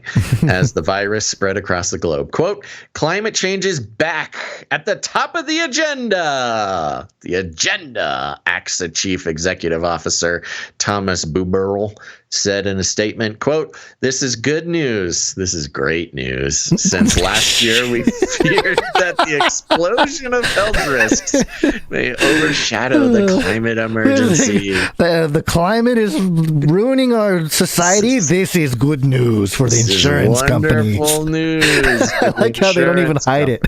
I know. They're like, yes, bring on the next fear. I don't even think they know how transparent they're being there. Well, I mean, I don't think people read this and think, oh, the evil overlords. I think people read it and go, oh, I should invest in insurance. Yeah, exactly. Right. Tell me what to actually be worried about. Insurance companies. Insurers are being increasingly challenged by global warming as extreme weather events wrought by climate change are expected to keep rising. Just under a fifth of the 3,500 insurance professionals polled across 60 countries expressed faith in public authorities to mitigate crisis. Okay. Yeah. I know. I had that whole paragraph highlighted. It's just such a weird thing to say. The survey also found that cyber risks, which ranked second on the list, the pandemic is not even second on the list to these insurance people. The survey found that cyber risks, which ranked second on the list, was a fast-growing fear for insurers. This year, some 61% of respondents put cybersecurity among their top 5 concerns, up from 54% in 2018. The pandemic dropped to third place. Oh. Quote, the pandemic and the lockdown have certainly accentuated the use of digital tools, and we insurers have seen that it also intensified cyber risks and attacks, AXA Deputy CEO Frédéric de Courtois said at a press briefing with reporters. Pandemic, only the third most scary thing going on right now, Gonz. Yeah, climate change and a cyber pandemic. You know, the whole cyber pandemic situation. You would never know it. You would never know it unless you're paying attention to these types of things. That's crazy, though, that anything cyber is higher on the list than a physical virus that's out there that can kill you. I mean, they're just telling us right now. The pandemic is not the biggest deal. Yeah. Well, and I think especially at this point, they got what the proverbial they, generally the elite, whoever, got what they wanted out of it. Especially when Biden came out and said mandates in the United States. I think that was we got it out there. We're done. Let's move on to the next thing. Mission accomplished banner on the aircraft carrier, made a bad speech and moved on. It's like they hit the buzzer. But here, I mean, just to connect those dots even further, much like the war in Afghanistan, the forever war continues. Even though it's not the biggest worry. They got it out there. They have enough to work with. So, it doesn't have to be it out until at least 2030. It might even be better that it's not on everyone's front of mind. It's more kind of in the background doing its thing, but restrictions and everything else continue. Vaccine still gets pushed. Mandates still get, we didn't do the story, but there's the $70,000 to $700,000 fine that Biden is rolling out there for anybody that doesn't, or any company that doesn't comply. And then there's some, Republicans that are pushing back, which follows the exact trajectory of 9/11. 9/11, it's the exact same trauma-based mind control, trauma-based thing as 9/11. 9/11 happens. We're all on full-on red alert for about 2 years, and then the invasion of Afghanistan starts. And then you really don't think about it anymore. You don't think about it. It's going on in the background. You just accept the rules. You accept being felt up by the TSA. You accept the control mechanisms because the war is not in your face. And same thing happening with COVID. You get your 2 years of red alert, and after 2 years, it sinks into the background, and you just accept the new control measures.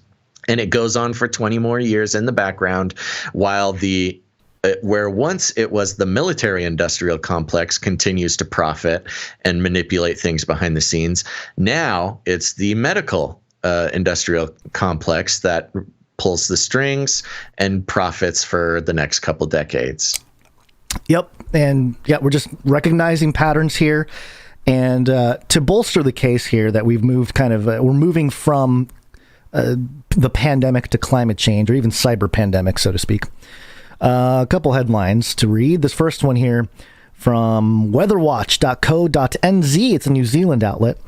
Good. Video, New Zealand and Australia, rainmakers and high pressure impact both nations the next 7 days. So there you go. It's almost another noticeable weather change happening in the Australia and New Zealand, some of the most locked down areas of the world. Weather's happening there is my report, Basil. As always, I support you, Gonz. I'm not saying there is anything deliberate, but I'm just pointing out the things going on. I know. You're right. I know. Well, how about this? StarAdvisor.com. Hawaii volcanoes national park prepares for big crowds as Kilauea erupts anew. A lot of volcanoes erupting out there now. That is interesting. Yeah, two going as we speak. Yeah. And not only that, you still have COVID restrictions. Maintain social distance of 6 feet from others and wear a mask to reduce spread of COVID-19. These are safety tips from the Hawaii Volcano National Park if you want to go visit a volcano. Not the hazards of the volcano. Number one concern is social distancing and wearing masks to not spread COVID. While you're running from the lava river. The lava river will not kill you.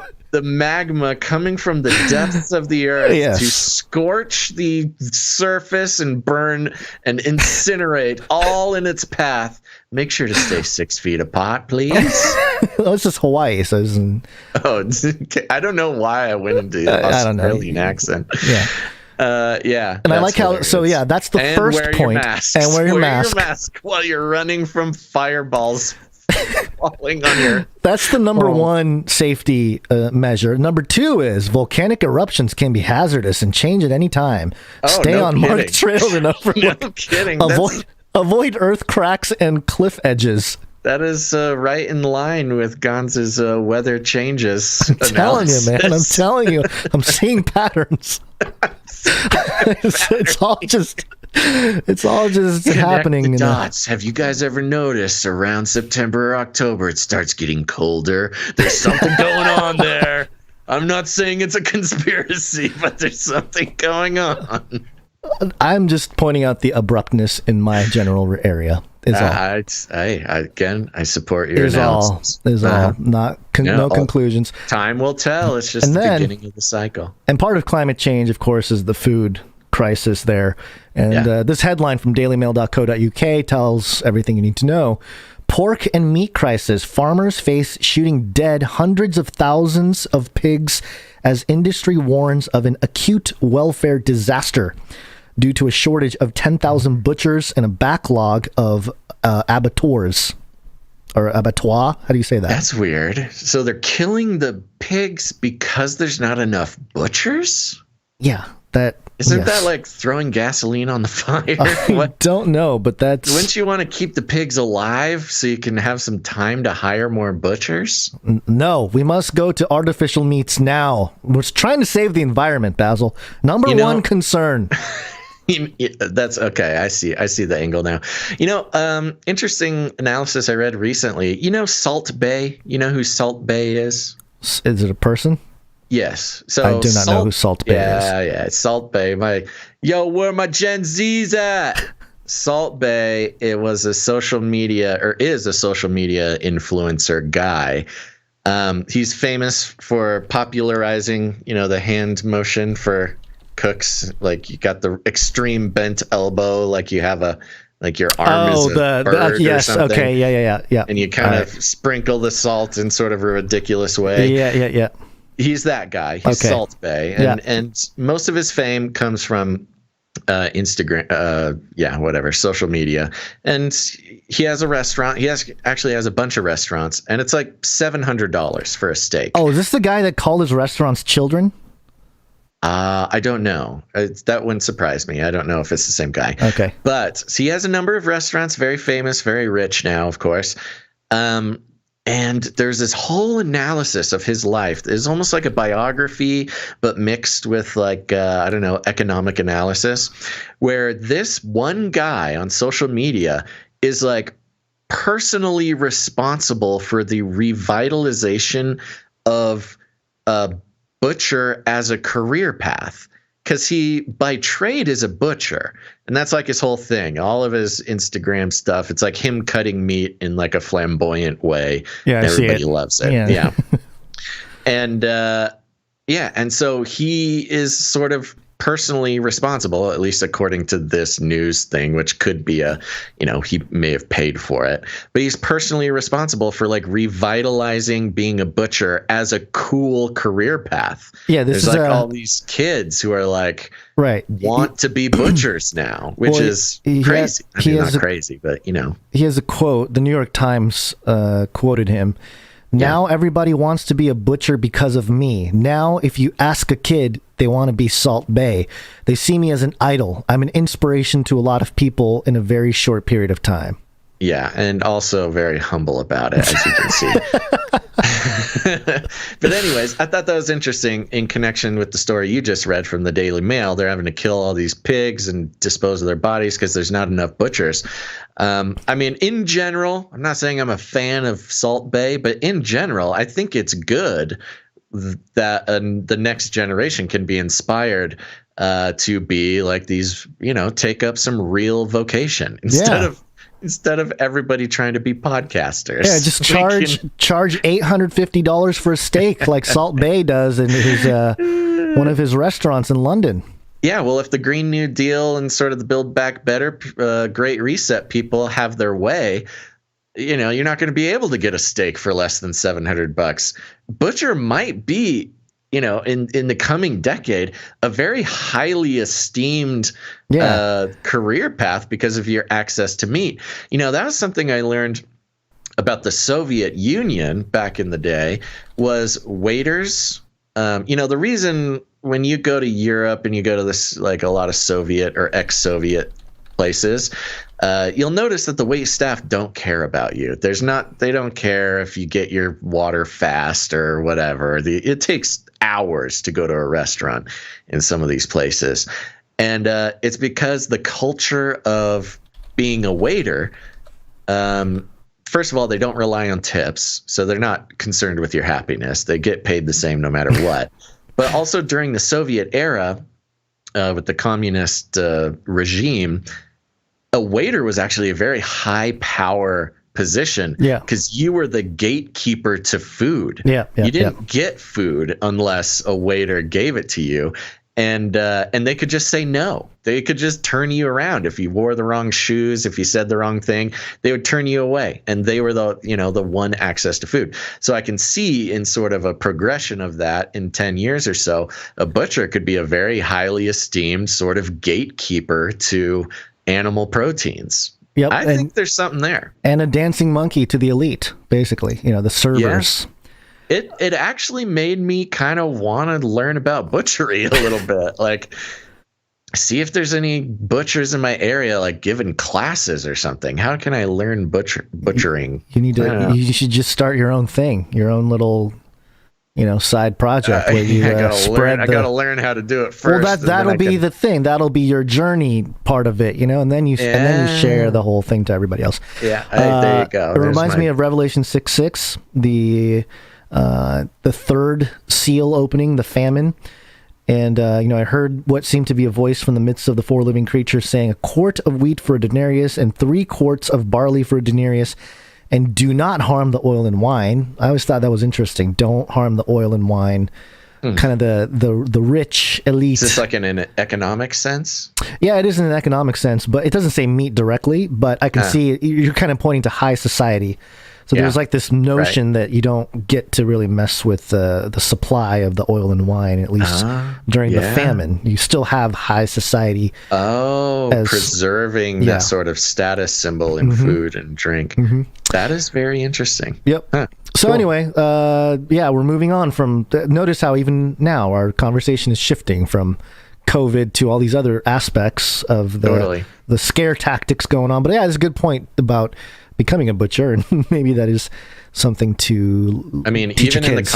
Even in the context of like the apocalypse and like homesteading and stuff, right? You gotta It'll be a know whole how to movement. butcher. If you're gonna hunt, you gotta know how to butch. It started with preppers, and now we're at the stage of butchers. Yeah, I need to find a mentor, a hunting and butchering mentor. Yeah, there you go. Maybe I'll call up Joe Rogan. Off-grid butchers. Hey, Joe. Because here's the thing, too. Something to note with this last quick story here before we go into the break. Okay. The people who care about the environment and all this stuff, who are not part of the establishment, are, I think, going to be swept up as part of the crazy crew. And here's a story as an example here. This is the Washington Examiner being mirrored on Yahoo News. And the headline is self-proclaimed shaman, however you say it, accused of starting California fires, said she was trying to boil bear urine, according to police. Yeah, this is a crazy person. California. Yeah. Let me read this. Okay, go ahead. Quick. Yeah, go ahead. A California woman professing to be a shaman who was arrested and charged with igniting the wildfire that has thousands of homes under threat claimed the fire was started inadvertently while she was attempting to boil bear urine, authorities said. Alexandra Suverneva, 30, could be sentenced up to 9 years if convicted for starting the fawn fire, according to officials. The blaze has destroyed roughly 41 homes and 90 small structures while endangering another 2,340, officials said. Suverneva pleaded not guilty, but is now reportedly thought to have ignited several fires across California. Oh. So she's boiling a lot of bear urine, apparently. The self-proclaimed shaman said she had been hiking to Canada as the blaze approached Shasta County on Wednesday. How did she get the bear urine? She sets toilets. She sets up toilets for the bears. This is how it's done. Do you not know this? I did. Sorry, I'm not as well versed in the ways of California white girl shamanism. Shaman. It's common shaman knowledge. It's the first thing you learn. Knowledge. Yeah. That's good. The self-proclaimed shaman said she had been hiking to Canada as the blaze approached Shasta County on Wednesday, documents noted. When she became thirsty and approached a puddle of what she claimed to be bear urine, she told forest officials she attempted to make a fire to purify it. There's no creeks or anything around here. There's just a puddle of bear urine. She must have been in a lot of trouble, dude. How desperate, what kind of bad shape are you in when you're hiking and you're so thirsty and so lost and so desperate, you find a puddle of bear urine, and instead of being like, I'll just find a creek, no worries. I'm a shaman. I'm a shaman, so let me turn Surely urine into water. Jesus turned water into wine. Why can't I change bear urine into water? It's all the same. It's really crazy. The wood she hoped to use was too wet to start the fire.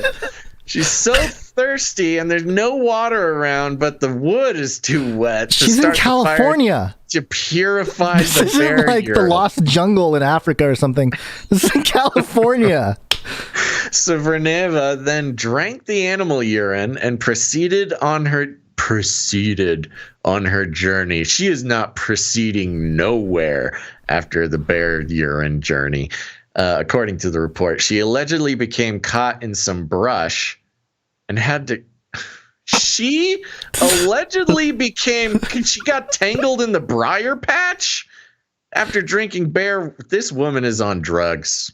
This woman is shamanizing, eating whatever mushroom comes her way and getting stuck in the briar patch, and had to call the local fire department first. She had a cell phone. She had a cell phone, exactly. She had a cell phone.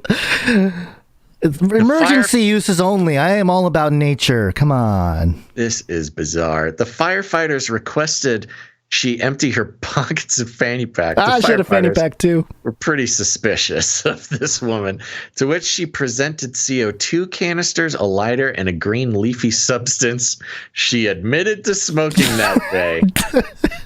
Oh my gosh. The reporting on this too. A green leafy substance. She admitted to. California Department of Forestry and Fire Protection Officer Matt Alexander said Alexander Suverneva, courtesy of Shasta County Sheriff Office, witnesses said Suverneva, who on her LinkedIn, she has a LinkedIn, lists shaman as her occupation and indicates that she was a doctoral student at State University of New York's New York College of Environmental Sciences and Forestry. She's an eco-warrior. Dropped 2 CO2 cartridges the day the fire started. Alex, why does she have CO2 cartridges? Is that she doing whippets out there? It's the new shaman thing. It's whippet shaman. Suverneva's statements might indicate mental illness or drug abuse. Wow, no kidding. Yeah. Her attorney argued, quote, she is also under suspicion for starting other fires. Her attorney said, quote, there is a high possibility she is responsible. Her attorney's like, well, high possibility she's responsible for the other ones too, but there's no proof. According to Alexander, who is Alexander is the fire guy, California Department of Forestry and Fire Protection. Oh, okay. There is a high possibility she is responsible for it. That'd be hilarious if her attorney is throwing up his hands. For a blaze preceding night, according to Alexander, it is my experience that arsonists will light multiple fires in short time frame. And that's the end of the article. Wow. That's incredible. Well, she's a build back better. This sounds like a build back better MK Ultra thing. MK Ultra, I was going to say that, but also eco-terrorism. Eco-terrorism for sure. That's got to be on the top of. I mean, if this one eco-terrorist can burn down houses and start all kinds of stuff. And it's not the first time that and it happens. They're always educated. It's always highly educated eco person. The guy, I forget the details, but there's another California-based PhD. He was like a professor, an ecology professor or something. He started a bunch of the fires too. Remember, and his car got stuck in a ditch. There's some mind control apparatus that targets. It's the university system. The university system is taking these highly educated people and turning them into eco-terrorists. Yeah. And also, you got to remember too, Newsom's whole $15 billion environmental thing had 3 or 4 billion assigned to forest fires. And so, Pelosi and her operatives. That is so suspicious. Yeah, Pelosi's operatives. Burn and place down, and then, no one's going to really care about this crazy lady who set stuff on fire. What's more important is that we protect our environment, sign this bill, $15 billion. So yeah, when really you got to protect our environment from the university system. Yeah, good call. Yeah. So there you go. Okay, so here's the plan, Gonz. We're going to move into our first break here. I'm going to let you get it started, and I got to go to the restroom. I'll be back in 60 seconds. Take a break. All right. We take breaks because we don't do commercials. At least I don't do commercials. Basil tries to come up with something that's always fun or goofy. I heard that. He's go potty. I feel like I'm talking to my children. Go potty now. And we're trying a different format here where we're bringing the breaks in 2 separate spots during the show, just so we are not breaking for an hour straight. And we're experimenting a little bit. So last episode, we took the first break, thanked our producers that came in with their treasure. This time, what we want to do is use the first break to thank the people that came in with their time and talent. And we call it producers because that's what you are. You're producing the show. You're contributing to the production of this podcast, whether it be with your time, by putting together timestamps like Rachel C. did for episode 395. That's the timestamps that you'll see in the YouTube description and pinned comment. That you can skip around the different topics instead of listening and sitting through or scrolling through different parts. You can just get right to the topics, so that's really helpful. It's also normally, not always, but normally I do include the regular podcast timestamps in the description, or I'm sorry, the show notes section. So you can go to CanaryCryNewsTalk.com, click on an episode, and you'll see the timestamps there for the various spots in the RSS version of the audio or the show. And so what we normally do is take time to thank producers who came in with their treasure at the beginning, but because we're flipping it around, we're going to thank the people that came in with their time and talent.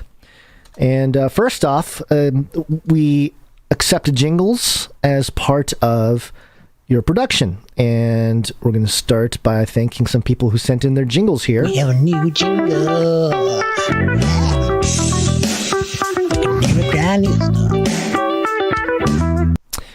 And I hear Basil making his way back to the seat there. I don't want him to miss some of these submissions here. But the first one came in from, oh my gosh, it's super zoomed. Got to scroll out here. Yeah. The first piece here came in from The Days Upon Us. And he sent us this really awesome piece here. I'm just going to play it in the background. We can talk over it, Basil. Okay.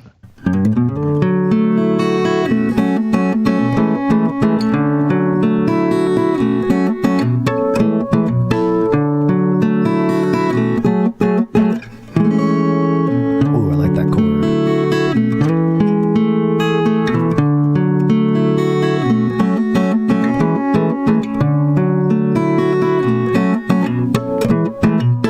Some harmonics. That's nice. That's very nice. So he says here, an original song I wrote and dedicated to your show. Enjoy and may your peace and walk with Yeshua be great. And this is fantastic. We might, I've been considering, Basil, I don't know. We'll have to run it over. But I kind of like it as outro music. Like, hey, we're signaling the end of the show. It's kind of a chill acoustic feel, you know? Sure. So something to consider. I like the vibe. Yep. Good vibes. Yeah, we'll try it out. You know, we're all about experimenting around here. And I like the technique. Who did this one? This is The Days Upon Us. The Days Upon Us. Wonderful. Thank you very much, The Days Upon Us. Yeah, it reminds me of some Ichika licks. Ooh. Yeah. I don't know what that means, but it sounds like a mouthful. Thank you very much for that one. The Days Upon Us. Next up, we have Arnie W., who came in with the January 6 Rioters jingle here. He says, hey guys, threw a few chords under Gonz saying January 6 Rioters from the Market Messiah episode. Hope you don't have to use it. God bless. January 6 Rioters. Yeah.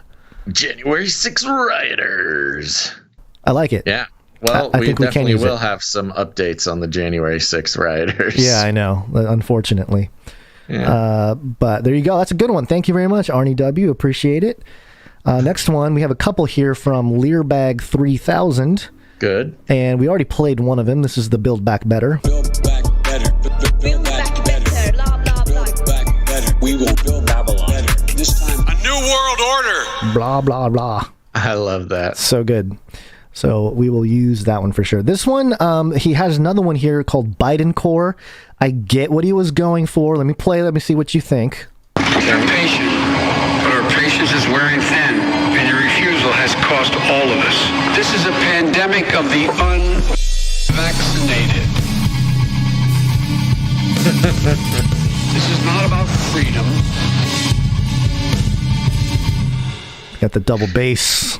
You know, I do like it. I like the concept a lot. I think execution was also good. It was good, yes. I like it because it really fits with the intensity that Biden just keeps trying to bring. I know. Like, he just tries so hard to be so gnarly. This is how it was going in his mind. You know, he's got a cape, right. wind in his hair. Yeah. You know. It is long, though. It is a 22-second jingle. Little long. We can maybe snip it or something. Right. Dude, so both of those are great. Yeah. I don't know if you can see me trying so hard. So in the VR, I have a big floating keyboard that I type on with one hand. And because of my VR problems I've been having, the VR keyboard is now about the size of a school bus. And somehow is upside down, and I'm trying to make it right. Wow, the chaos that is your little VR space that we don't get to see. Such chaos, bro. But just so everybody knows, thank you very much for putting some money towards a new VR setup. I've been doing lots of research into upgrading it. So hopefully I'll have it in the next week or so. Yep. And we also received a couple pieces from Lloyd V to complete the set we did the Monday. Oh, we forgot to do it at the top of the show here. But he gave us a Wednesday jingle and a Friday jingle. Here's Wednesday. It is Wednesday, my dudes.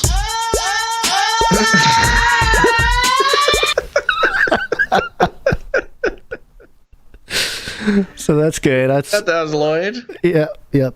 Lloyd V. Thank you, Lloyd. And then, good. We got Friday. one for Oh, we got a Friday. Yeah, okay, I was gonna play and I totally forgot. But yeah, this is for today. It's Friday. Oh no! Flashbacks. Rebecca Black. Flashbacks. That's funny. Wonderful. Well, we got some more arrows in the quiver for how to start the show. I know. That's great. I love it. I love it. So thank you very much, all the jingle producers. These are fantastic. Great job. Mm-hmm. I think we can just because this is who we are now. Mm-hmm. I think we can. I'm always afraid when you say stuff like that. Yes. I think the Friday one we can kind of tinker with a little bit. Okay. A little abrupt, just to kind of help smooth out that transition. But I think that was kind of the effect he was going for, though. Was that kind of like it, scary, scary. What's her name? Rebecca Black. Yeah. Just dropping in the Kool-Aid Man. She did it. She certainly did it. So thank you very much, all jingle makers. These are the production value is going up on these, which is amazing. All thanks to the producers. Yeah, thank you so much. And we're going to move on, do some art. One art, please. And the first piece here from Dame Allie of the Skillet Nation. One art, please.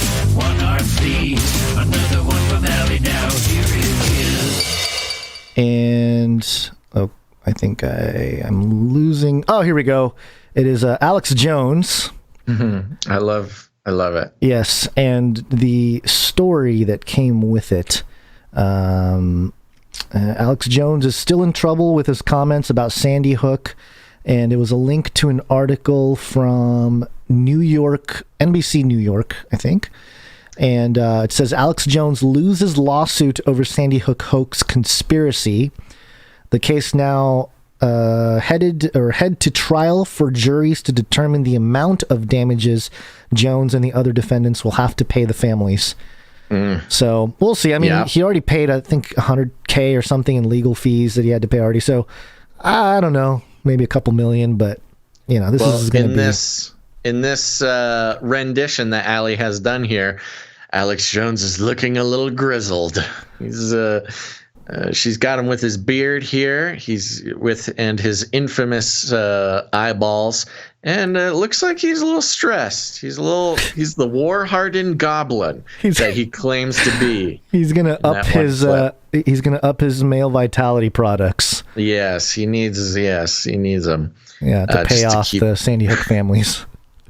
If I was, no, never mind. I'm not going to say that if I was a Sandy Hook families, because I can't imagine going through, losing family, children. I know some people don't think that part of it is true, but it doesn't have to be. The idea of losing children, crazy. But also, I would be kind of like, taking money from a dude that said some stuff, but also is making all his money from selling male vitality products and brain stuff. I don't know. I just wouldn't feel great about it. That's the nature of the economic decisions that he's made. He's not on value for value. He has to do what he has to do. Yeah. So anyway, thank you very much, Ali. This is another great piece to add to the streak. And next up, we have a piece from Sir Dove, Knight of Rustbeltia. One art piece from Dove. And as usual, it's Friday, so there are 2 pieces that came in. And this first piece is the War-Hardened Goblins. Yes. Yep, and it's beautifully done. Again, back to the War-Hardened Goblin. That is Alex Jones. That's his words, not mine. And yes, this is going to be a flyer for the Canary Cry Street team, which we actually have some things coming up and some people to talk to. So if you want to join the Canary Cry Street team, get ready. We might have some things available for you. But this is, well, it just says just that. War-Hardened Goblins up at the top, a very sort of radical 80s themed font there. And below, we've got a sort of a, well, it's a war-hardened Alex Jones goblin, complete with green skin, leather, patched armor, holding a shield. He's got his ripped-up shorts and things like that. And in his hand, what I thought was like a battle axe for a goblin is actually an InfoWars megaphone there. Yeah. But the sticker on it actually says disinfogoblinwars.com.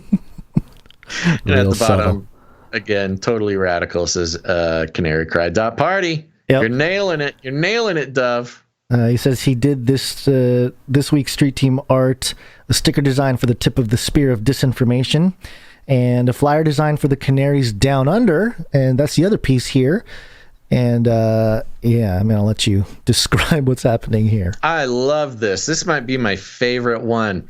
And up at the top, it says, "Oi, mate, want to help protect and serve our citizens? Apply now at CanaryCry.Party." And below it is a very big, beefy, jolly-looking Australian or New Zealand? Australian. Police officer in riot gear, big old smile on his face. He's holding a little old granny by the head and spraying her in the face with mace. And it says it's the old Spicy Sheila sprayer. Spicy Sheila sprayer. And he's having a great old time. So, you know, we've been talking about how do they recruit and convince these Australian police officers to victimize old people on the street, just taking such glee in spraying them in the face with the Spicy Sheila spray. And this is how they do it. Adverts like this. Thank you very much, Dove. Thank you very much. And yeah, you know, there's somebody who has put some InfoWars stickers in my neighborhood, like walking around, and there's like a big AC unit type thing, and there's a couple InfoWars stickers on it. Somebody put, you know, maybe they ordered some male vitality, got the stickers and stuck it on there. I put the Canary Cry News Talk. We made some magnets, some like refrigerator magnets years ago. Oh, that's so long ago. I know, and I had some left, and I actually stuck one next to it. It's been there for a while. Oh, so fun. I might be busting out a couple of these, or at least this the War-Hardened Goblins one, just to sort of counter the whole Alex Jones InfoWars thing going on there too. So I'll have to experiment with that. Yeah, it worked for him. It'll work for us. Yeah, exactly. Okay, next up we have Ryan N. and his graphic novel here. This is page number 5, I believe. Yes, page number 5. And, you know, I'll just let you do it, Basil, because, you know, I don't do a great job with these story boxes. Oh, okay. Sorry. Hold on. I'm having to do some adjustments. Okay. Well, I'm getting there. I'm getting there. I'm here. Okay. I'm not here. All Hold right. on. Do you want me to start at least? Yeah, sure. Okay. Well, you're going to redo it all anyway, but... Yeah, I'll do it. I'll do it after you.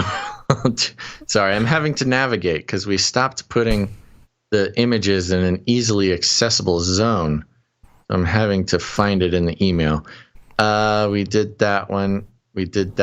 It's this one. Okay, I got it. Oh, and the VR thing is zooming me in and out. Oh my gosh. Okay.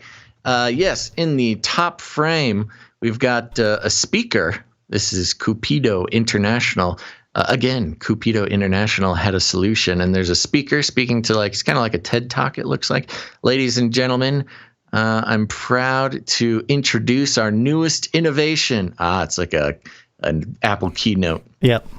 And in the next frame, there's 2 glasses of water, and it says the glass on the left is from a local source, and the right is from the same source, ran through our patented filtration. In the next scene, he's showing on a big screen their filtration technique. It says, as shown here, the blood is harvested at one of our facilities made from 100 times recycled materials, by the way. 100% recycled materials. Ooh, the blood is made from... the facilities are made from 100% recycled materials. It's then spun and the plasma is collected and processed back into water. And he picks up the water and he drinks it. Gulp. And there's no difference in taste, just like the real thing, only better. And now, the best part, I'm giving away this water for free. Dun, dun, dun. Is very sinister-looking man here. Very reminiscent of Bill Gates making water from poop, but instead we've got him making water from blood. Neo Water was then distributed in stores. There's a man wheeling the water into stores. And Rescue Relief, it's getting thrown out of the back of trucks towards rescued people. And the world's thirst was quenched. Got all these people drinking the blood water straight from the thing. Cupido International saved the world again, and their value continued to rise. Thus came the next woe. Whoa, bro. There you go. Very good. Thank you very much, Ryan, as we continue to make our way page by page through your the epilogue of the graphic novel you're working on. Very happy to be a part of it and read it here on the show. Yes, sir. Good stuff. And thank you very much for that. And then we got one more here from Kat D. And she has a note for us. Okay. My dearest Gonz and Basil, what can I say? That's us. That's us. What can I say that hasn't already been said? Your videos not only bring joy in a dimly lit world, but they are pretty much... they have pretty much become the only source of news I will subject to my brain. Or wait, I'm sorry, I'm reading this wrong. Hold on, gotta make it a little bigger. I'm getting new glasses soon, folks. It'll all be better. Yay! Your videos not only bring joy in a dimly lit world, but they have pretty much become the only source of news I will subject my brain to. Where else would I be able to hear a Christ-centered, like-minded, and intellectually stimulating discussion about the clown world we live in, whilst frequently laughing and being grateful for the two of you? Nowhere, I say. Gonz, I just couldn't let the occult reference go without representing it with some ink and colored pencils. Parentheses, don't downplay that as a dad joke. That was a tasty hybridization for sure. I added the reptilian eye specifically for you, Basil, because it cracks me up every time you snarkily refer to the lizard people. God bless God bless the both of you, and thank you for all you do. Lots of love. KDD. So there you go. And yes, this is Hochul, the governor of New York, depicted as occult. Yes, and she's sort of cartoonishly depicted here. Not cartoon, maybe caricaturistically. Yeah. It looks exactly like her, by the way. She's got her neck tendons flaring and her very deep lines in her face there, and her eyebrows painted on. And yes, she's got these very sinister looking lizard people eyeballs, and she's sort of draped in a occult shawl. And the font is actually great, or the typography of occult is very sort of Ouija board-esque with an eyeball in the middle there. And below it, in quotes, "Be my apostles." Yes, referencing to her. saying that the vaccine is from God and that she wants everybody to be her apostle, spreading the good news of the vaccine. Crazy lady, just man. like it says in the Bible. Every time these politicians try to pretend that they're Christian, it comes across so sinister. Yeah, what is up with that? I mean, I guess we know what's up with that, but it's just... Yeah, I mean, we know exactly what it is. But it's surprising that they can't pull it off. Yeah. I mean, no matter how hard they try, they cannot pull off pretending to be Christian. It's crazy. Yeah, well, it's when you've fallen so far away, it's hard to... I don't know. I mean, I guess there are some people, there is a murky middle there that they can deceive, so they know what they need to be in order to deceive a certain level of the masses. So I guess it doesn't matter that it's accurate, or people like us are calling him out, whoop-de-doo for them. It's not a big deal. But this is very good. Yeah, they don't care. They're they not don't care worried. about the minority They're not of people. here to trick us, the people paying attention. They're here to trick the people not paying attention. Right. All right, so there's Cat D. Thank you very much. Perfect. Thank you. Perfect reference. This is exactly what we talk about when we talk about show-related stuff and why you guys are producers. It really does speak into creates visual cues of what we do here in a podcast audio format, and we appreciate that. Mm-hmm.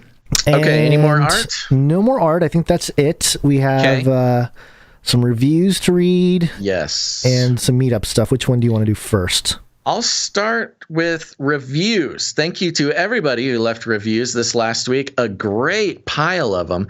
Now, I think maybe what happened was... So we have a ton of them actually this week, and I'm very excited for it. And it's absolutely showing in the charts. I mean, the charts are going gangbusters this week. And I think that'll continue to go that way. So we've got, almost 10 this week. Oh, wow. For the sake of time, I'm just going to start from the beginning. If it starts getting too much, we can save a couple for next week too, Gonz. Okay. Everybody will get read, but we don't want to overwhelm the show with them. And just in case, this kind of the way it goes with stuff like this is, we'll have a nice big chunk this week, but then nobody will do it next week. So it might help us to save some, but I'll just start going and we'll do it by time. How about that? Sure. Okay, I want to start out with some ratings and reviews. Remember, everybody out there who listens should be leaving at least one rating and review. It's incredibly important. It's an aspect of the show that Gonz and I have no control over. It's all producers. When we get ratings and reviews, somewhere around 5 or more a week, it kicks the algorithms into overdrive and starts sending the show to people who have never heard it before. And it's one of the best ways, besides word of mouth, to spread the show around. But Gonz and I can't do anything about it. So it's all producers. So when you leave a rating and a review, it's not trivial. It's incredibly important. And I'm overjoyed that a good chunk of people did it last week. And it's on a weekly basis. So we try to shoot for about 5 reviews a week or more. More is always better. But hey, if you're out there and you're thinking, oh, Basil's talking about he got a lot of reviews this week, so I don't need to do it. I'm not going to leave a rating or review. Don't do that, because everyone else is thinking the same thing. And then we're not going to get any reviews and we're going to lose a week of progress. So please, if you've never left a rating and a review, leave one on Apple Podcasts. It's easy. If you have an Apple product, a phone, a computer, a tablet, whatever, search for Apple Podcasts on your device. It's a little purple icon. Click on that. Search for Canary Cry News Talk. Subscribe. Leave a rating and a review. It takes 2 minutes, and we're so grateful. And as always, I do consider it a personal favor. So I'm here to thank some personal friends of mine who have left reviews, and I am honor bound to read them word for word here on the show. Let me find the beginning. Here it is. Did we read Jezreel's last time? Sounds kind of familiar, but I don't know. Well, she was a producer. Producer. Yeah. So I'm gonna do it. Jezreel Jarvis via Apple Podcasts in Canada leaves 5 stars and says, nothing like it. Maybe you've been wondering where you can learn about current world events from people not reading a teleprompter or using language that would make a sailor woozy. Look no further. Step right this way, folks, to be informed, entertained, appreciated, and accepted. Some of today's headlines can make you sick, but these gentlemen will have you laughing, whether it's their brotherly banter or the viewer-submitted music and art projects. Big family atmosphere going on. Ooh, I like that. Big family atmosphere. Come on down to Canary Cry News Talk. We got a big family atmosphere. Help out, and you can expect to be noticed, even thanked. Don't, and know that there's no time wasted. Definitely worth 3 hours 3 times a week. LOL. Love you, fellas. Keep up the good work. You motivate others to consider what they're presented in a way I believe is unmatched in today's society. God bless. Well, God bless you, Jezreel. Thank you very, very much. Thank you, Jezreel. I'm not seeing that one in my list anyway. Is that? It's in the Canada list. That's why. I have my conglomerated list here. Yeah. Perfect. Next, we have OB. Comes in from the U.S. 5 stars. Awesome show, guys. Glad y'all's show is reaching the people God intended to hear. I hope y'all's spreading the word of God and help reveal the enemy's plans. Thank you very much, OB. Thank you, OB. Next, we have Alpha Gen X. Ooh, Alpha Gen X. 5 stars from the U.S. Stuffing Things.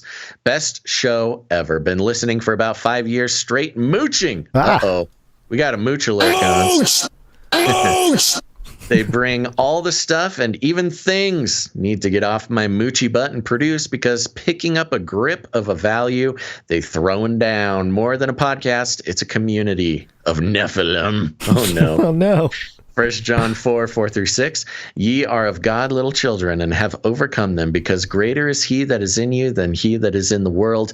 They are of the world, therefore speak they of the world, and the world heareth them.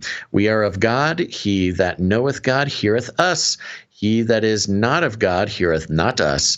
Hereby know we the spirit of truth and the spirit of error. Stay lit, fam. Fire, fire, fire. Thank you very much, Alpha Gen X. Thank you, Alpha Gen X. Next, we have Gare Bear coming in from Canada. Oh, 5 we got stars. another Canada one. Now, the Canada is delivering this week, man. Canada, 5 stars. CC everything. It's Canary Cry everything. Hey guys, longtime listener of everything under the global enterprise of CC, CCR, CCNT, Joyspiracy, FLTS, CCC. I'll include Ravel on that list just for kicks. Fun detail. Put global in parentheses because, you know. Yeah, of course. Your content provided in links that I can share is extremely helpful in waking up other people. I don't want to be long-winded, just a brief. Keep it up and keep the faith. Gare Bear. Thank you very much, Gare Bear. And, of course, he's referring to the newsletter that sends out all of our sources every week. Next up, we have For the Remnant in the U.S., 5 stars. This highway leads to the shadowy tip of reality. Ooh. There is a dichotomy beyond that which is known to man. It is a deconstructed narrative as vast as space and as timeless as infinity. It is the middle ground between light and shadow, between science and superstition, and it lies in the pit of man. Fears. And man's fears and the summit of his knowledge. This is the dialectic of imagination. It is an area we call the googly eye zone. As opposed to a Twilight Zone, I get it. It's a googly eye zone. I got it now. Thank you very much for the Remnant. Thank you for the Remnant. Okay, here we go. We got some more here. These couple short ones. Weeko33, 5 stars, appreciated. He says, I can't handle the news on my own without great frustration. Thanks for wading through it and the commentary. You're welcome. Thank you, Weeko33, for the review. Thank you very much. Next, we've got Monsieur et Madame Talleyrand. This one is from Hong Kong. Ooh, really? Hong Kong review, Gonz. Yeah, I'm not seeing it here, so it must be. I know. I got my list. This is from Hong Kong, 5 stars. The most wonderful podcast. Simply the best podcast. Ooh. Thank you very much, Hong Kong. You know, I see Hong Kong on the charts, and we are constantly rating pretty high in Hong Kong. But this is the first Hong Kong review, I believe. Yeah. Let's see. How many more do we have? Oh, we got a good amount more. So I'm going to do a few more here. Cab is next from the U.S. 5 stars, genuine. There are plenty of hosts who act like they care about their listeners. And then there's Basil and Gonz. They dedicate a huge portion of their show thanking their producers, reading listeners' emails, and sharing producer art and audio. I think that's pretty awesome. Hey, that's the right appreciation that we're looking for our producers. Thank you, Cab. A lot of people are like, the breaks are too long. You know what? Everybody who says the breaks are too long are not producers. So it's just how it works. And the review continues. They are well-researched, well-spoken, and drama-free, all while providing up-to-date political content for both sides of the aisle. Basil Schenectady, and then he gives me the pronunciation, Schenectady. LOL, your version was terribly awesome. Thank you. I thought I did pretty good, but apparently I did a bad job. Thank you very much. Yes, thank you, Cab. Next, we have KTL Fox. Ooh, the scroll. From the US, 5 stars. Silly. This is my favorite third-party source for current events and news. These guys aren't in it for the fame and fortune, but to spread truth and shed light on important current events and topics. I've learned a lot from listening to this podcast. Basil and Gonz dig deep and talk about the less addressed issues that you won't hear about on mainstream news outlets, and they add their own touch of humor to make it easy to listen and to comprehend. I try to listen to every episode they put out so as not to miss a beat. Highly recommend. You know, I got to give credit to everybody who catches every episode, because that's a lot of listening to do. Yeah, definitely. So I mean, we'll take the credit. Thank you very much for giving us credit, but credit to everybody who actually listens to every episode too. A lot of listening to us.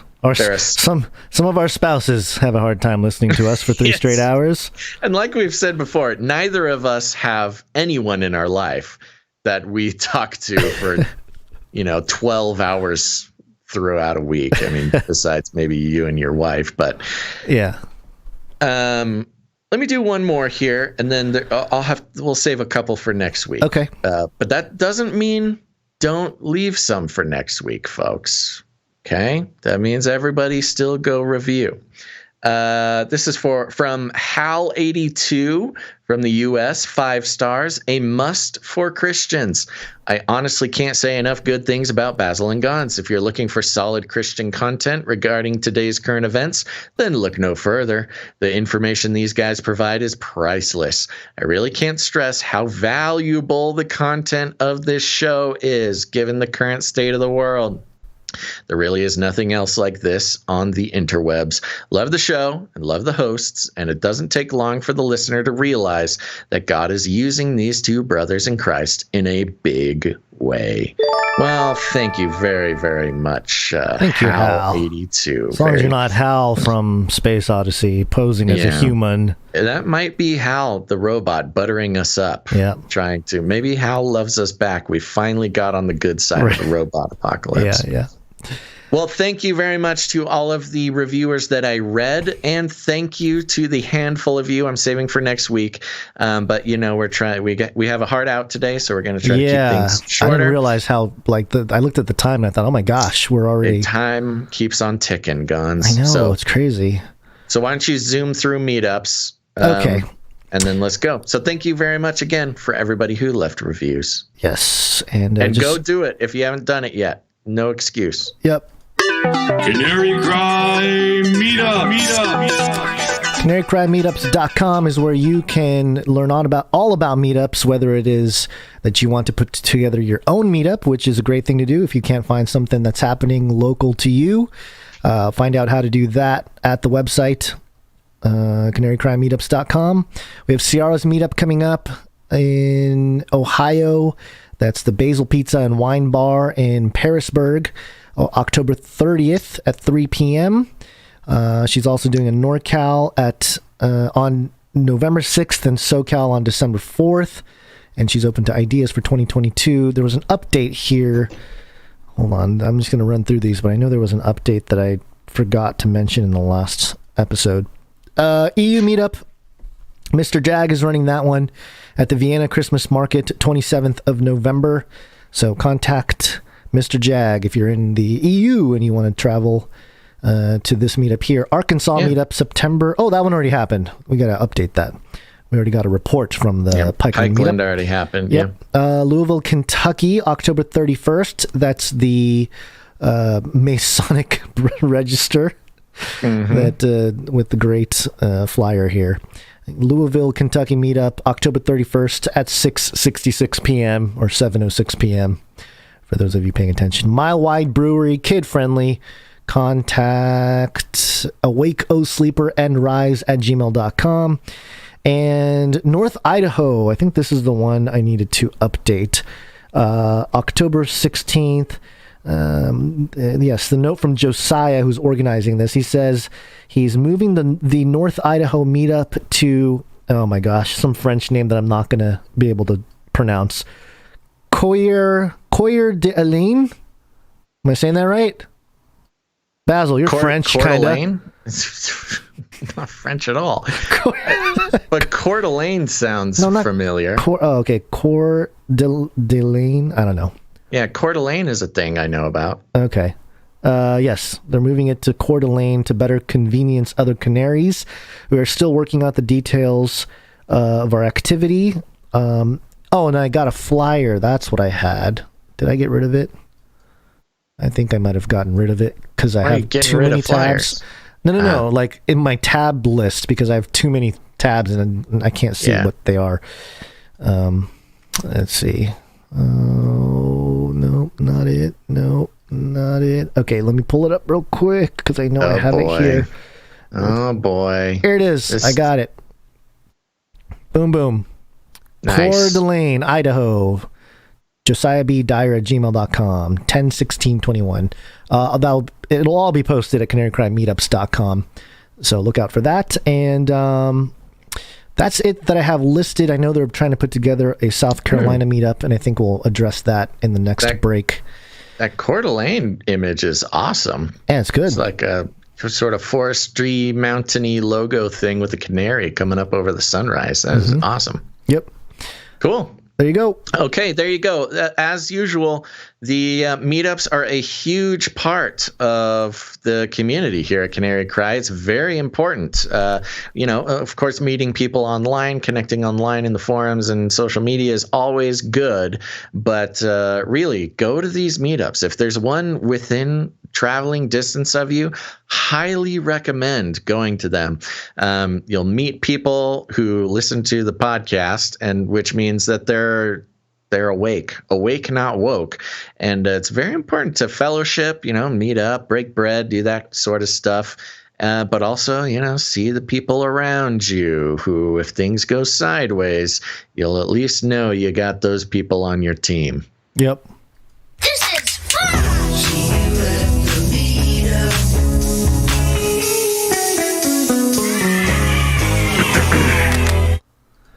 All right, you ready? Okay, I'm ready. Let's wake up. We are waking up. Yes, it's wake up time. Hey, yo, wake up. It's Latin for many. Tick. They'll suck your blood. They'll suck Politics. your blood. January 6 rioters. It's real quick here. CNN.com. 2 Capitol riot defendants not accused of violence are sentenced to jail time. That's no good. Non-violence. 2 men who spent 40 minutes in the U.S. Capitol during the January 6th insurrection were each sentenced to 45 days in prison on Wednesday. I wonder if that's like a you're Trumpers? How about 45 days in jail? Well, that's the thing, isn't it? Yeah. It's such a nonsense sentencing that it's like, why even bother except to make a point or, politically oppress people. Right. Marking the first time nonviolent rioters who were not already incarcerated will be sent to jail. District Judge James Boasberg sentenced Air Force veteran Derek Jankart and his friend Eric Rao, both from Ohio, to serve 45 days. The friends pleaded guilty in July to disorderly conduct inside the Capitol. Prosecutors say the two made it as far as House Speaker Nancy Pelosi's conference room before being pushed out by police. Quote, "You attempted with others to undermine one of our bedrock acts, which is the peaceful transition of power after an election," Boasberg said during the first of the two sentencings. "When you try to eliminate that principle, you strike at the heart of our democracy." Blah blah blah. We need that drop because we finish these articles. We need Greta to help us land them.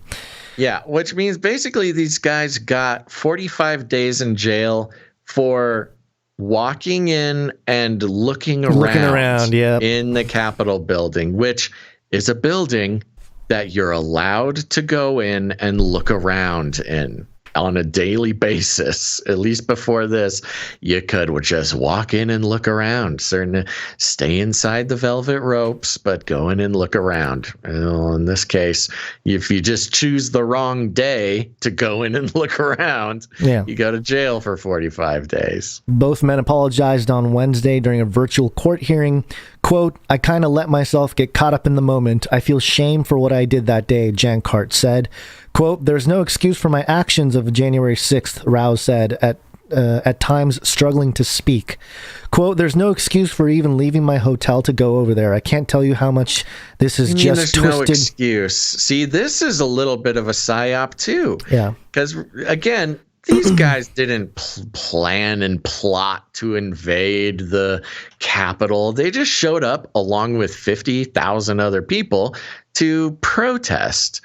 And then, maybe they got caught up in it, and I probably for sure would not have entered the building in that case. You just don't want to be around other people breaking the law. Yeah. But if anything else, you should not regret showing up to protest, but regret, breaking the law or being around other people breaking the law. Yep. 85 Capitol riot defendants have pleaded guilty to federal charges. 9 have been sentenced. Jankart is the first veteran to be sentenced for participating in the insurrection. At least 65 veterans are facing charges stemming from their conduct on January 6th, according to CNN's latest tally. Yeah, so there you go. I mean, they're going to continue to use this as the excuse for, I don't know, Trump 24, probably. It's not going to go away. They're going to keep using it as... Oh, no, there'll be a steady stream, steady stream of convictions until 24. Yep. So there you go. And this other piece here, I really couldn't find like an article. Sometimes I just can't because I don't do enough digging. Because people don't write about it either. People don't write about it if either. the mainstream doesn't cover things like this because it has to do with Hillary Clinton, so they're not going to report on it. Yep. The only people, by the way, the only people reporting on this following thing that you're going to be talking about is like Glenn Greenwald, like notoriously, dissident journalists are the only ones covering this. In fact, Russell Brand covered this on his social media, and Russell Brand, 33 tattooed, woke leftist guy, reported on this exact thing we're talking about, and is being called a white supremacist right-wing Trump supporter now. So that shows why nobody in the mainstream is reporting on this. It's got the white supremacy touch. Okay, so this is a document here, and it's titled, and it comes from the let me just read the title here. Department of Justice Audit of the Federal Bureau of Investigations, that's the FBI, execution of its Woods procedures for applications filed with the Foreign Intelligence Surveillance Court, that's FISA, relating to U.S. persons. So the DOJ audited the FBI and their procedures for applying FISA. Their FISA process, right. And I'm just going to read the results in brief. I think we don't have to dig through this humongous document that's it's a really big document. The results are the important part. 60 pages long, yeah. The FBI's Woods procedures are designed to ensure FISA applications are, quote, scrupulously accurate, and we require agents to document support for all factual assertions contained in them. However, our audit found numerous instances where this did not occur. In March 2020, we issued a Management Advisory Memorandum, a MAM, to report that our audit had identified Woods procedures non-compliance in all 29 FISA applications we reviewed, which were approved by the Foreign Intelligence Surveillance Court, the FISC, between fiscal years 2015 and 2019. DOJ thereafter notified the FISC of 209 errors in those applications, 4 of which DOJ deemed material. Our further audit work identified over 200 additional instances of Woods procedures non-compliance, where Woods files did not contain adequate supporting documentation for statements in the 29 applications. Although the FBI and NSD subsequently confirmed the existence of available support elsewhere, we also identified at least 183 FISA applications for which the required Woods file was missing or incomplete. The FBI and DOJ are implementing important reforms as a result of our prior FISA reports. Oh, I will love to see what these reforms are. Oh, yeah. However, we believe additional actions are necessary to ensure rigorous supervisory review and to further strengthen Woods procedures oversight to reduce the risk of erroneous information being included in FISA applications, which can lead to faulty probable cause determinations and infringement of U.S. persons' civil liberties. Yes. So there you go. Pretty straightforward. So a quick summary of the broad conclusion that was just read. The DOJ audited the FBI's use of the FISA court system and found that every single FISA request that was fulfilled to the FBI did not follow the law. They were completely ignoring the law of the FISA court, which now FISA is there to essentially the original idea was to be a barrier between the intelligence agencies and American citizens. It was supposed to protect American citizens' rights to unlawful spying by the FBI and other intelligence agencies. So the FBI and others need to put in requests and follow very specific rules in order to spy on American citizens. Well, after an audit by the Department of Justice, they found not a single one of the requests that were granted followed the law, which means FISA is a joke. FISA is not being used correctly. It's not protecting Americans, like the whole reason that it exists.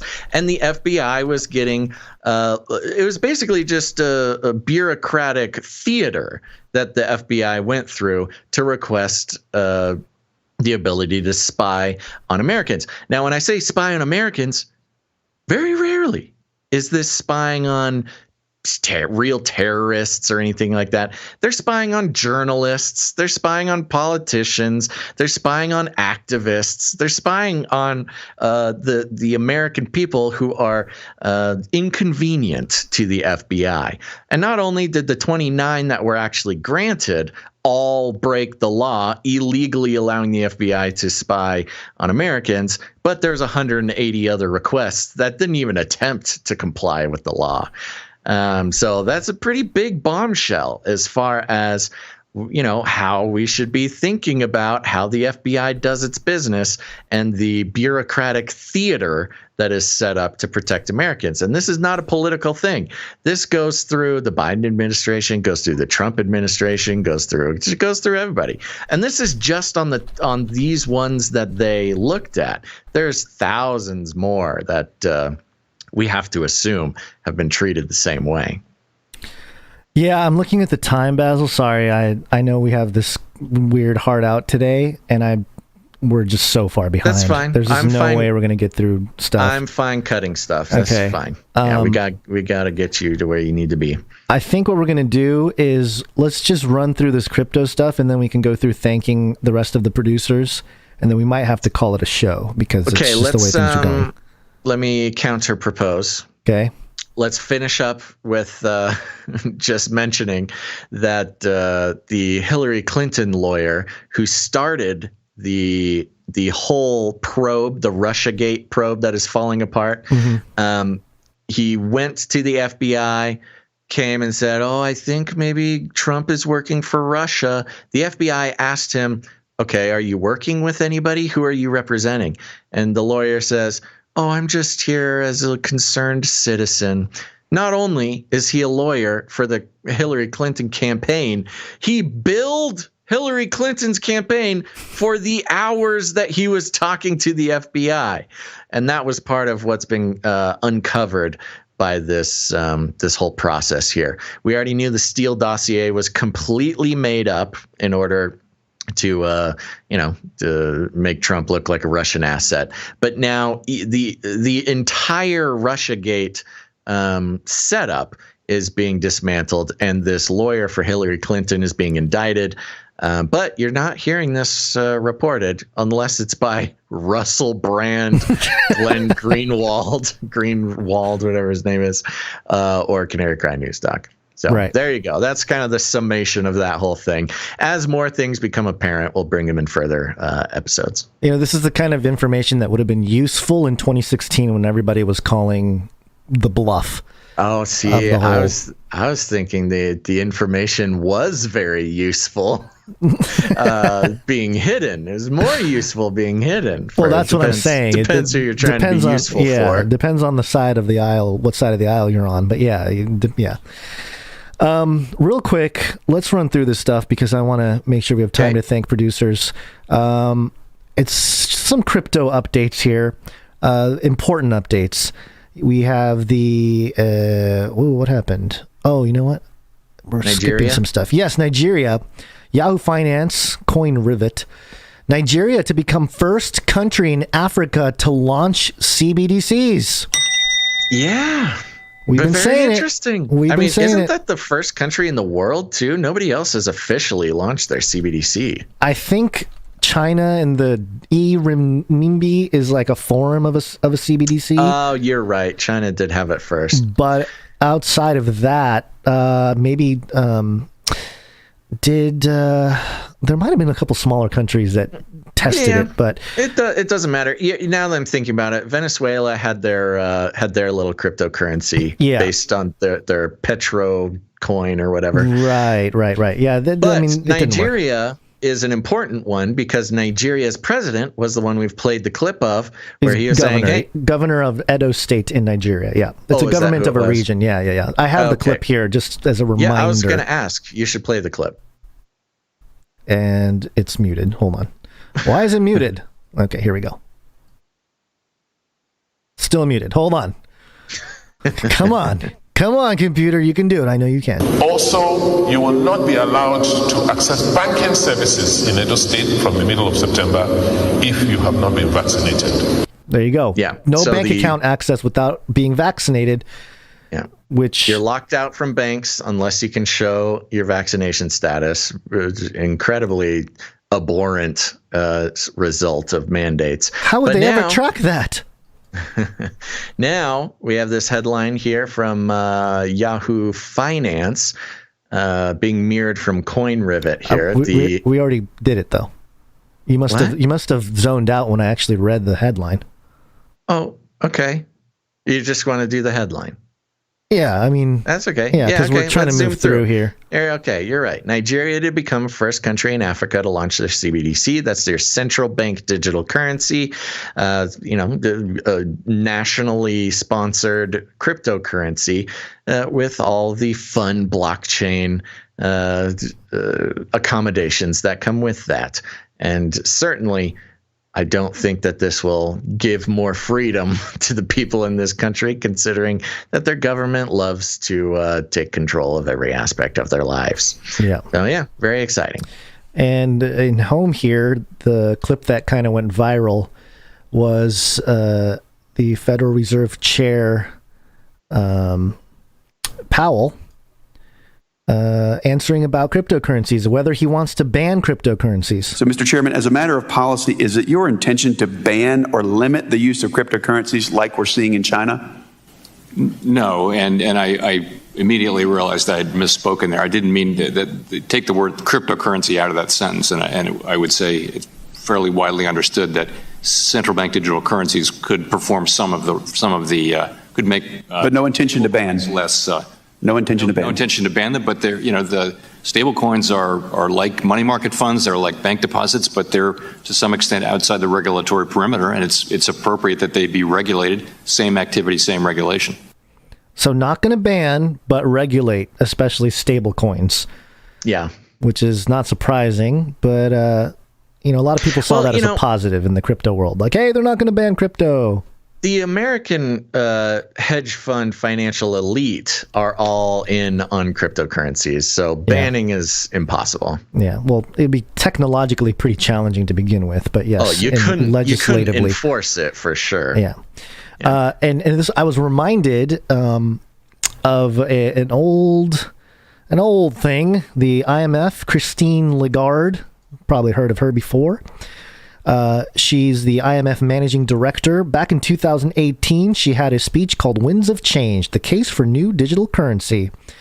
And in it, she says this under privacy. She's talking about privacy. She says, the third benefit of digital currency I would like to highlight lies in the privacy domain. Cash, of course, allows for anonymous payments. We reach for cash to protect our privacy for legitimate reasons, to avoid exposure to hacking and customer profiling, for instance.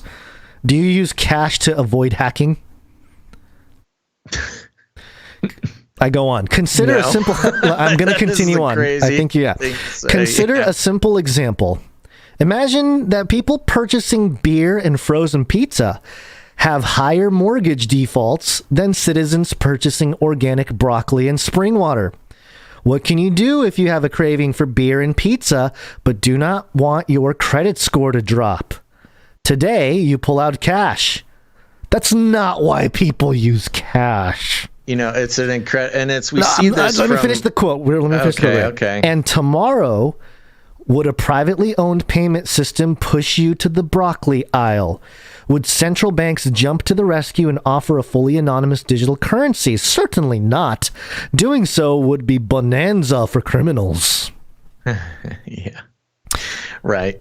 And that is sort of the legal line that they're walking, is they can't make an attractive CBDC because nobody wants it. Nobody wants what they think is an attractive CBDC. This is such a horrible example.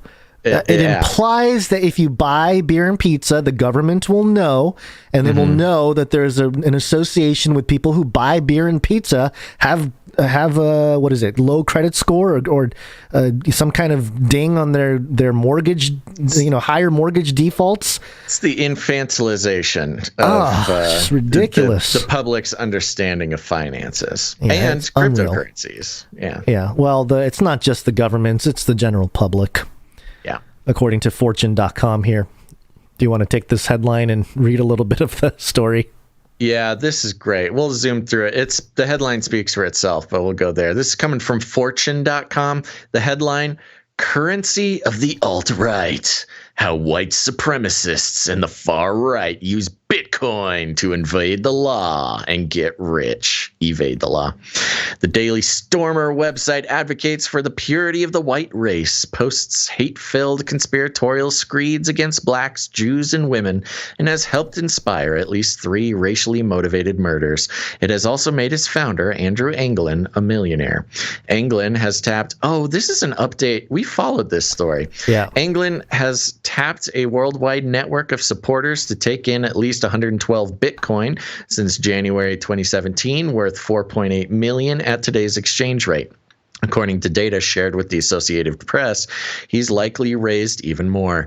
Anglin is just one very public example of how radical right provocateurs are raising significant amounts of money from around the world through cryptocurrencies. Banned by traditional financial institutions, they have taken refuge in digital currency, which they are using in ever more secretive ways to avoid the oversight of banks, regulators, and courts, finds an AP analysis of legal documents, Telegram channels, and blockchain data from Chain Analysis, a cryptocurrency analytics firm. Anglin owes more than $18 million in legal judgments to the United States, in the United States, to people whom he and his followers harassed and threatened. And while online he remains visible, most days dozens of stories on the Daily Stormer homepage carry his name. In the real world, Anglin's a ghost. His victims have tried and failed to find him, searching at one Ohio address after another.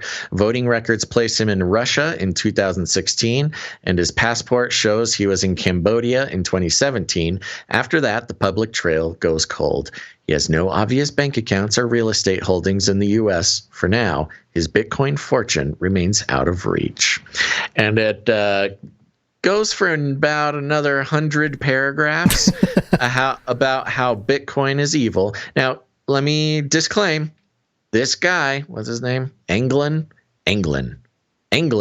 bad guy. Not a fan. Daily Stormer, white supremacist, KKK website, bad website.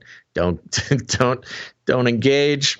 Obviously, purity of the white race, hate-filled conspiratorial screeds against blacks, Jews, and women's is a black stain on society, and he deserves to get what he gets. But this connection with Bitcoin and notorious racist is a very useful storyline for those who wish to, discredit Bitcoin or cryptocurrencies in general, and also can be used, or there is a connection being created in order to help,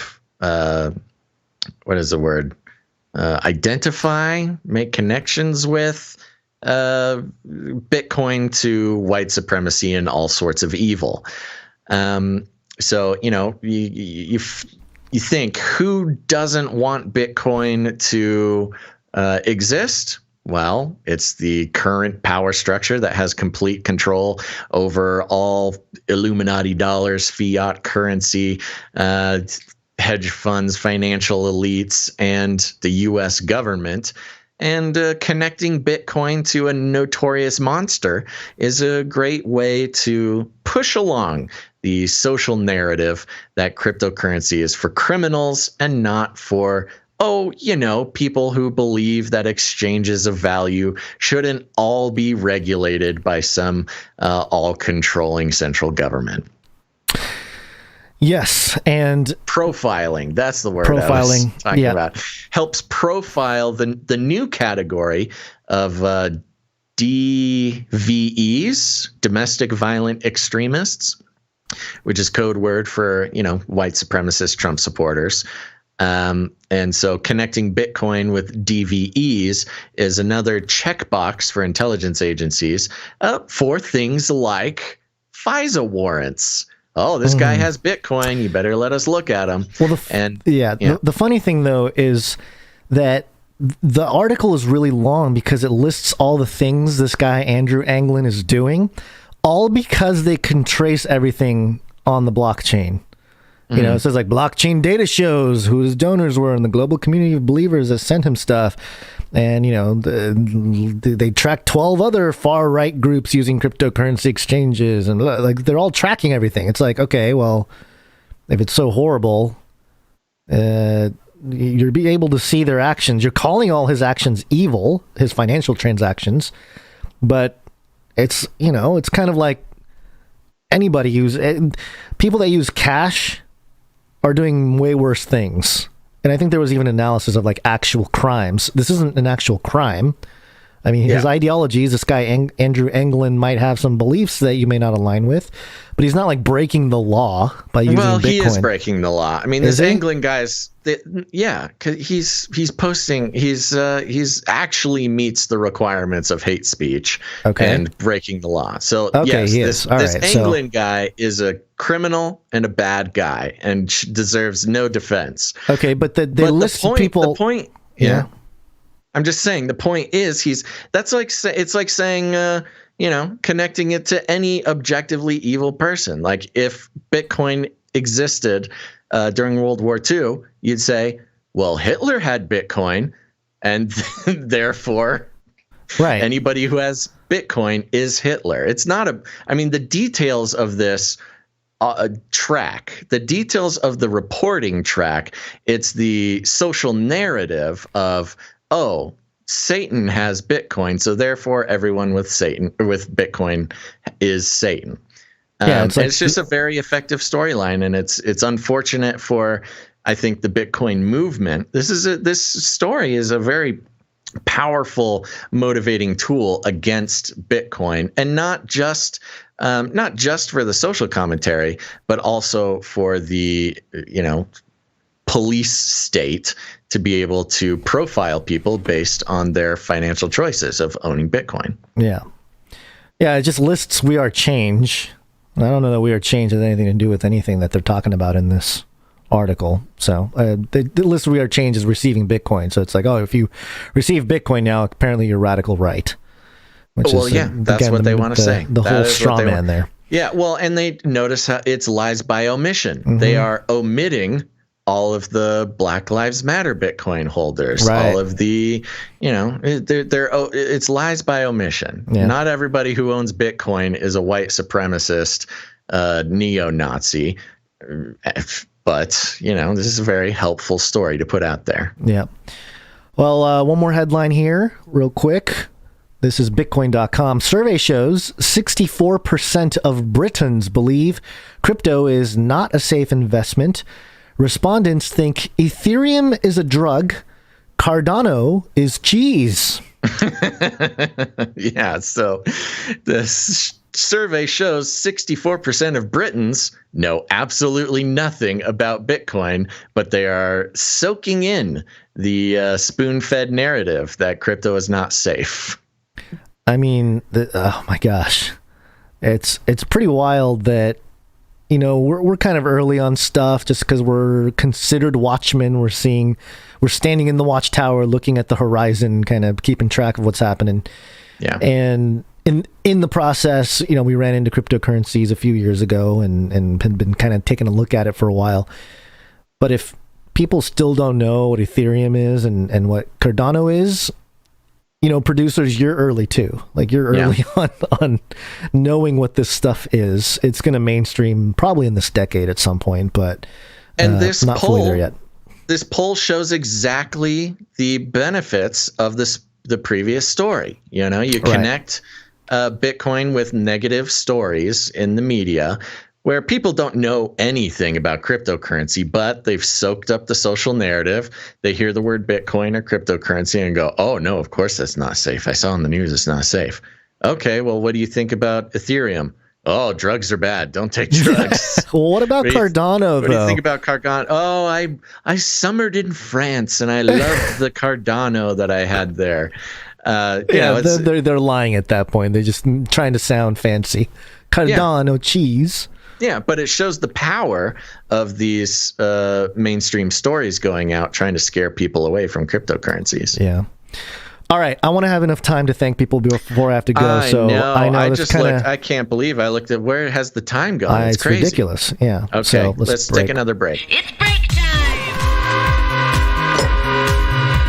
Come on, take a break. Okay, folks, time to take a really quick break. On this break, we are going to be thanking the producers of the show who have participated in the value for value model. That's right. You may have noticed there are no advertisements, no affiliate codes. We're not selling any merch or mail enhancement supplements, none of that, folks, because we decided long ago that connecting ourselves with the corporate interests of the world around us is not the right way to fund independent independent media. No, in fact, it's directly opposite to the very idea of independent media. Once you commit to taking advertising dollars or selling affiliate codes or products, you are then under the thumb of not the best interests of your listeners or people, but you are beholden to corporate interests and the advertising industry. Indeed, advertising is the justification for things like privacy concerns, big data collection, the full infiltration of your private lives by big tech companies, where they scoop up all your data and sell it to advertisers. And when podcasts or independent media run advertisements, you know, it may seem innocent, it may seem harmless, but in fact, in that case, that independent media is not serving you. They have made you into the product that they are selling to advertisers. That's right. They gain your trust, they gain your attention, and they turn around, package it all up, put it on a truck, send it off to advertisers for their own personal gain. And we decided long ago that that's just not right. It's not right for us, indeed. So that's why we're on the value for value model, which is very simple. It goes like this. We create value. We do it 3 times a week, and we try our very hardest at it. And if you get any value at all out of what we do, whether you've been listening for 1 episode or 10 episodes, maybe you've been listening for years, and whatever value you've gotten out of it, put a number on it. Pray about it. Think about it. What does this show mean to you? And then all you got to do is put value back in. And, you know, you don't need to put value in every episode, but maybe it's been a while since you've been a producer, or maybe you've never become a producer. Think about it. What kind of value have you gotten? What can you, feel good about committing to keeping the show going? Because it's really... That's what decides it. We produce the show because the producers are producing the show, putting value back in. And that's the only way that the big wheel keeps on turning, folks. So that's why we like to thank our producers. And that's right. They are producers, because this is the real world. You're not just donors. You're not just, generous Christians. What you are is you're producers of the show, because in the real world, if you pay for a piece of media to be produced, you are a producer. And we like to thank them here. And the first way to do that is to head over to patreon.com/CCNT. It's patreon.com/CCNT. And Gonz, are you ready to thank some people? Let's do it. Okay. Like I said, patreon.com/CCNT. We have one upgrading producer, and that's producer Amanda F. Thank you, Amanda F.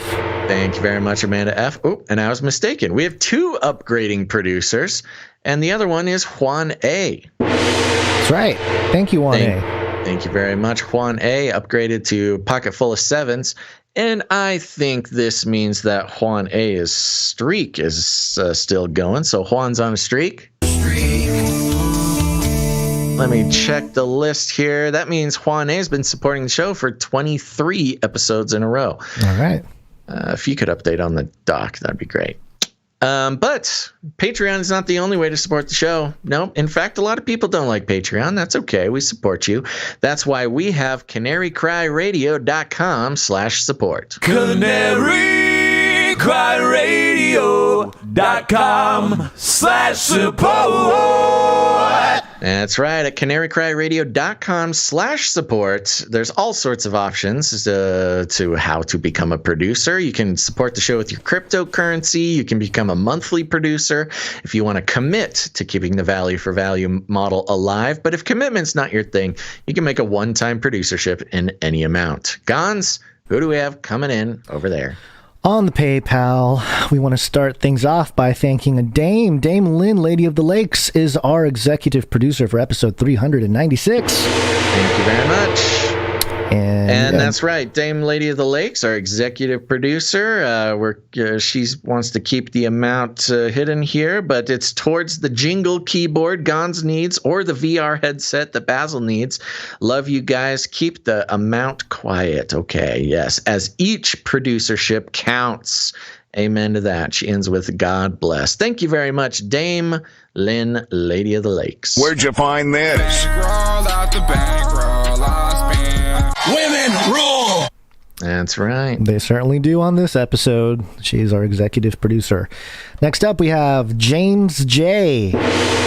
And James J. is one of our associate executive producers for today's episode. Thank you very much, James J. James J. comes in with 103.30. Very generous. Thank you very much. And he has an email, I believe. Yes. Yeah. You want to read that? Sounds like you already have it up. I have it pulled up, yeah. It says, well, first off, he did send a review. Yeah. Yeah, so I don't know how you wanted to do that because it's a review piece that came in. Yeah, I read it. It was very nice. Thank you for sending that in. It was wonderful.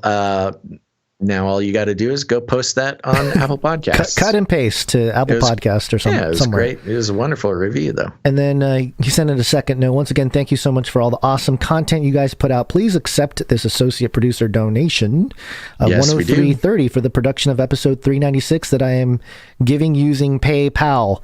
Please consider me officially demooched.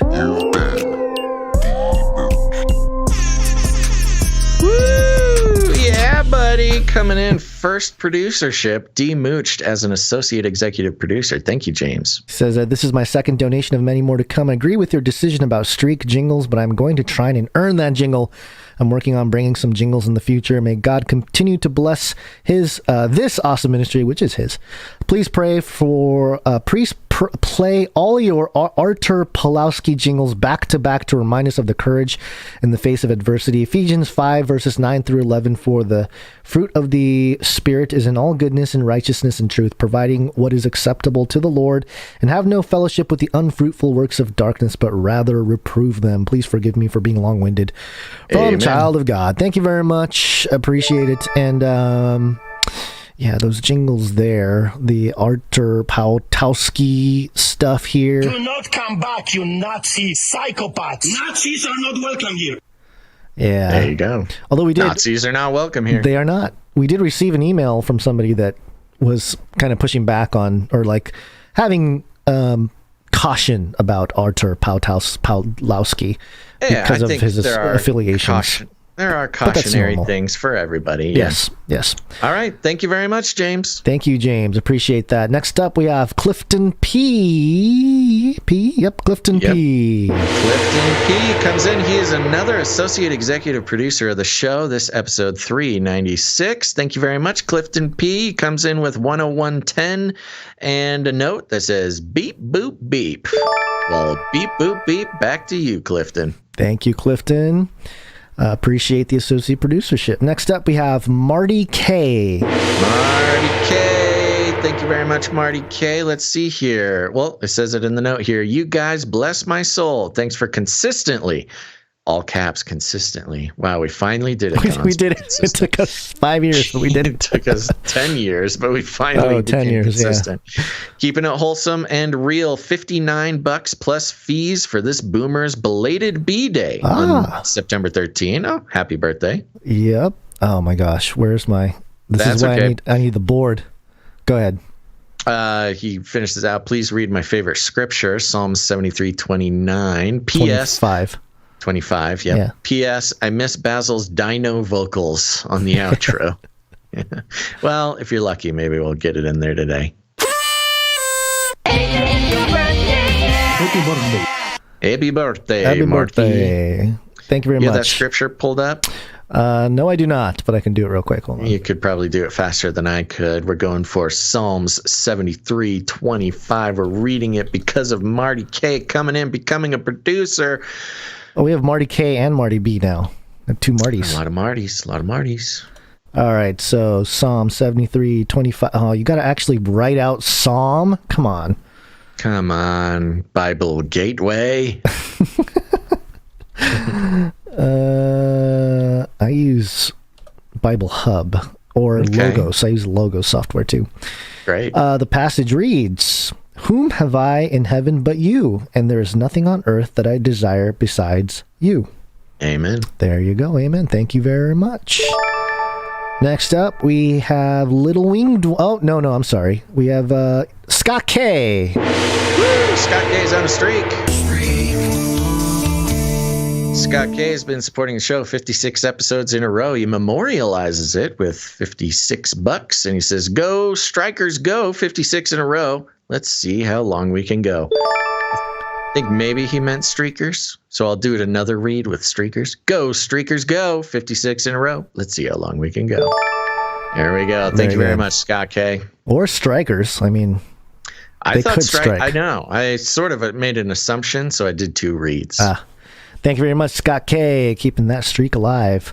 Next up, Little Winged One. Little Winged One comes in. He's got a note here. "Hello, gentlemen. No streak for me due to paycheck, but I'm halfway to Lady Night Little Wing. Much love, Little Winged One." Thank you very much.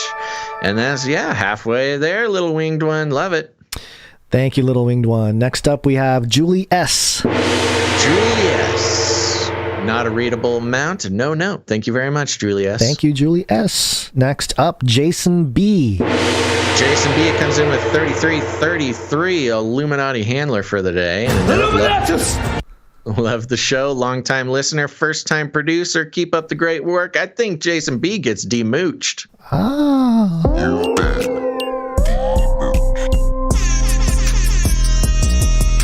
Thank you very much, Jason B. Thank you, Jason B. Next up, we have Aaron J. Aaron J most certainly is on a streak. Yeah, he is. He's been supporting the show for 17 episodes in a row. He comes in with $33, one of our Illuminati handlers. Yes, sir. Oh, come on. Illuminatus! There we go. I know some people hate you talking about robots. Come on, man. The Flippy update is one of my favorite parts of the show. I care. Well, thank you very much, Aaron J. Thank you, Aaron J. Yes, somebody defending gets us. It. Somebody gets it. We'll just read your note if anybody criticizes the Flippy updates. Exactly. Thank you, Aaron J. Next up, we have Gail M. Gail M is on a streak. Yeah, she's on a streak. Women rule. That's right. She did it, folks. Gail M's been supporting the show for 33 episodes in a row, which means Gail M has become an illuminated lizard master shill. Do we have illuminated lizard master shill? Just do Illuminatus. Oh, okay. Illuminatus! Yes, thank you very much, Gail. Comes in with 33, again, solidifying the Illuminati confirmed, Gail M. And a note, "Hey, chicos, Dolce, Basil, I'm hooked on Ravel." Oh, thank you very much. For those who don't know, I have another show called Ravel. You can find it on Apple Podcasts and Spotify. Taking a look at the Bible and Scripture and all things scandalous. You can find it. Make sure to search it with a little R. And it's the one with the cool logo, the one with the white background. Go check it out. I posted a comment. Go check it out. Oh, I will. But this is for you and Gonz. Philippians 1:3. I thank God every time I remember you. I made it to 33 producerships. Yippee! XXXXXO. Very good. Just so you know, Basil, my hard out for my next meeting is in 3 minutes. So just a heads up. Whoa, this is going to be a weird show. I know. We got to just blast through. We got to thank the producers. I almost wonder if we should thank him on the next episode to give him their rightful time, because that's crazy, though. I know. This is like insane. I know, but let's just keep zooming. We got to zoom. Okay. We'll stop at some point, but we got to run the clock out. Okay. So next up, we have we got an anonymous person to thank. Thank you very much, Anonymous, coming in with $23. Thank you. No notes. Next up, we have Morv. Morv's on streak. Comes in with $13.96, aka Producer Morv. I know you, Morv. Happy Friday, happy 396th episode. I figured I'd try out this streaking thing, see how it is. Hope everyone has a great weekend and restful Sabbath. I'll work with producer JC on getting a meetup planned in South Carolina. Thank you very much, Morv. There you go. Thank you, Morv. Next up, we have Green Pastures. Green Pastures comes in with $11.75 recurring producership. Thank you very much, Green Pastures. Thank you, Green Pastures. $11.11 plus fees. There you go. Next up, we have Sir Casey the Shield Knight. Sir Casey the Shield Knight's on a streak.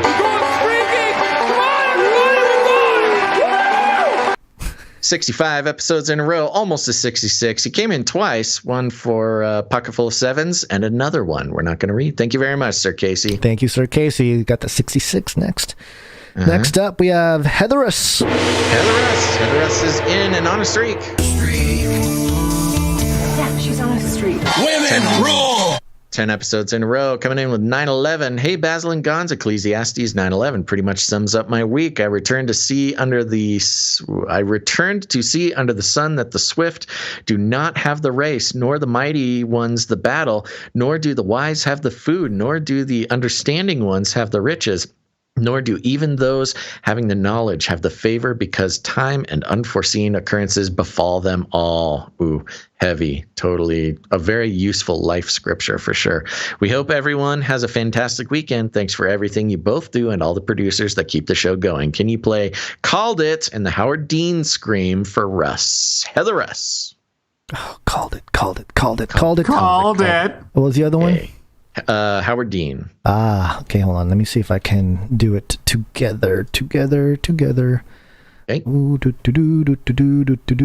oh, man. There's like a lot of... Hold on, I got to erase one to copy, put one here, and then I got the... Called it! There it is. Thank you very much, Heather Russ. Who's next? Heather Russ. Next up, we have JC. JC's on the street. 19 episodes in a row, coming in with 830. I believe this is the pocket full of sevens plus fees. Not a request for financial advice, he says. What are each of your favorite cryptocurrencies right now? Oh, I don't know. I'm a Bitcoin guy. Are you a maxi? I'm a maximalist, yeah. Really?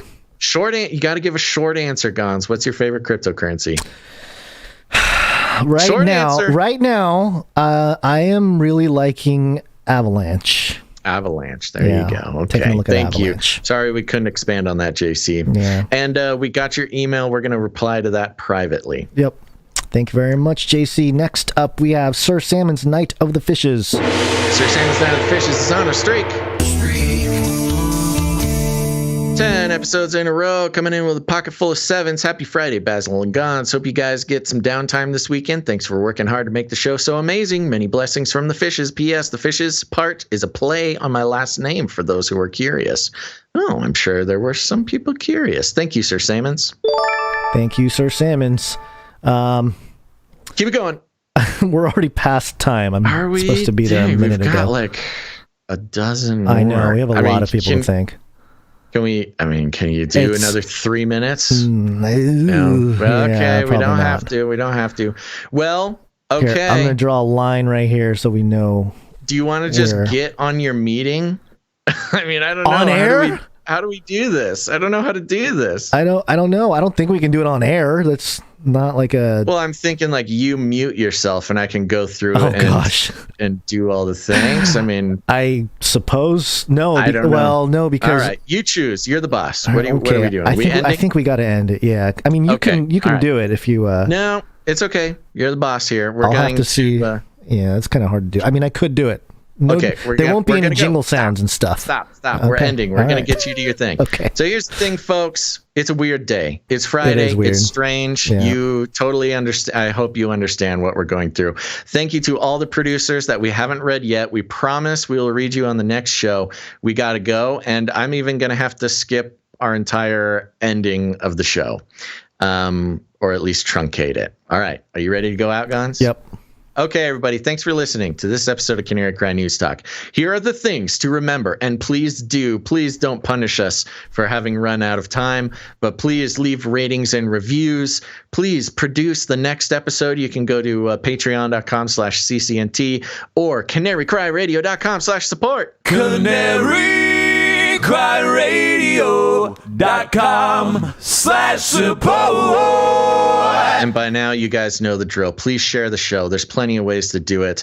Tell your friends, tell your family. They'll thank you. We call it rattling cages. If you need any more instructions, here's what you do. You walk right up to him, you grab him by the cage, and then you shake it. The end of the world occurred pretty much as we had predicted. I want to shake things up, stir up some controversy, rattle a few cages. Hey, stop that! You'll never silence me. I'm the last angry man, a crusader for the little guy. Leave the bird alone. Never. Rattle a few cages. Rattle a few cages. The human race will have every opportunity to improve. And if they don't? ask Noah. That's right. Just ask Noah. Any last words, Gonz? I feel really bad. I feel terrible that we couldn't get through the show. I try to keep it short on the stories, but I guess we just we were not. We had a lot to say. I think it was good. It was a lot of good information in the episode, regardless, and everybody understands. You're forgiven. What was I going to say? We'll be back on Monday, everybody. Come back on Monday. And apologies, there's not going to be an end of show music mix today. Yeah. But we'll make up for it. And we'll see you then. So be back here on Monday. Thanks, everybody, for listening to this episode of Canary Cry News Talk. Make sure to tune in next time. But until then, think outside the cage. Keep yapping, man. Oh, it's really a productive segment, man. Come on, man. Stink minority. This is not about freedom or personal choice. Anytime.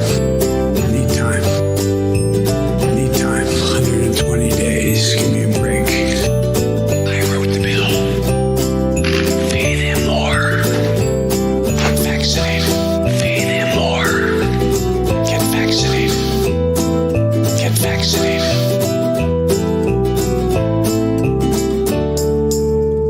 Remember, reality is an illusion. The universe is a hologram. By God.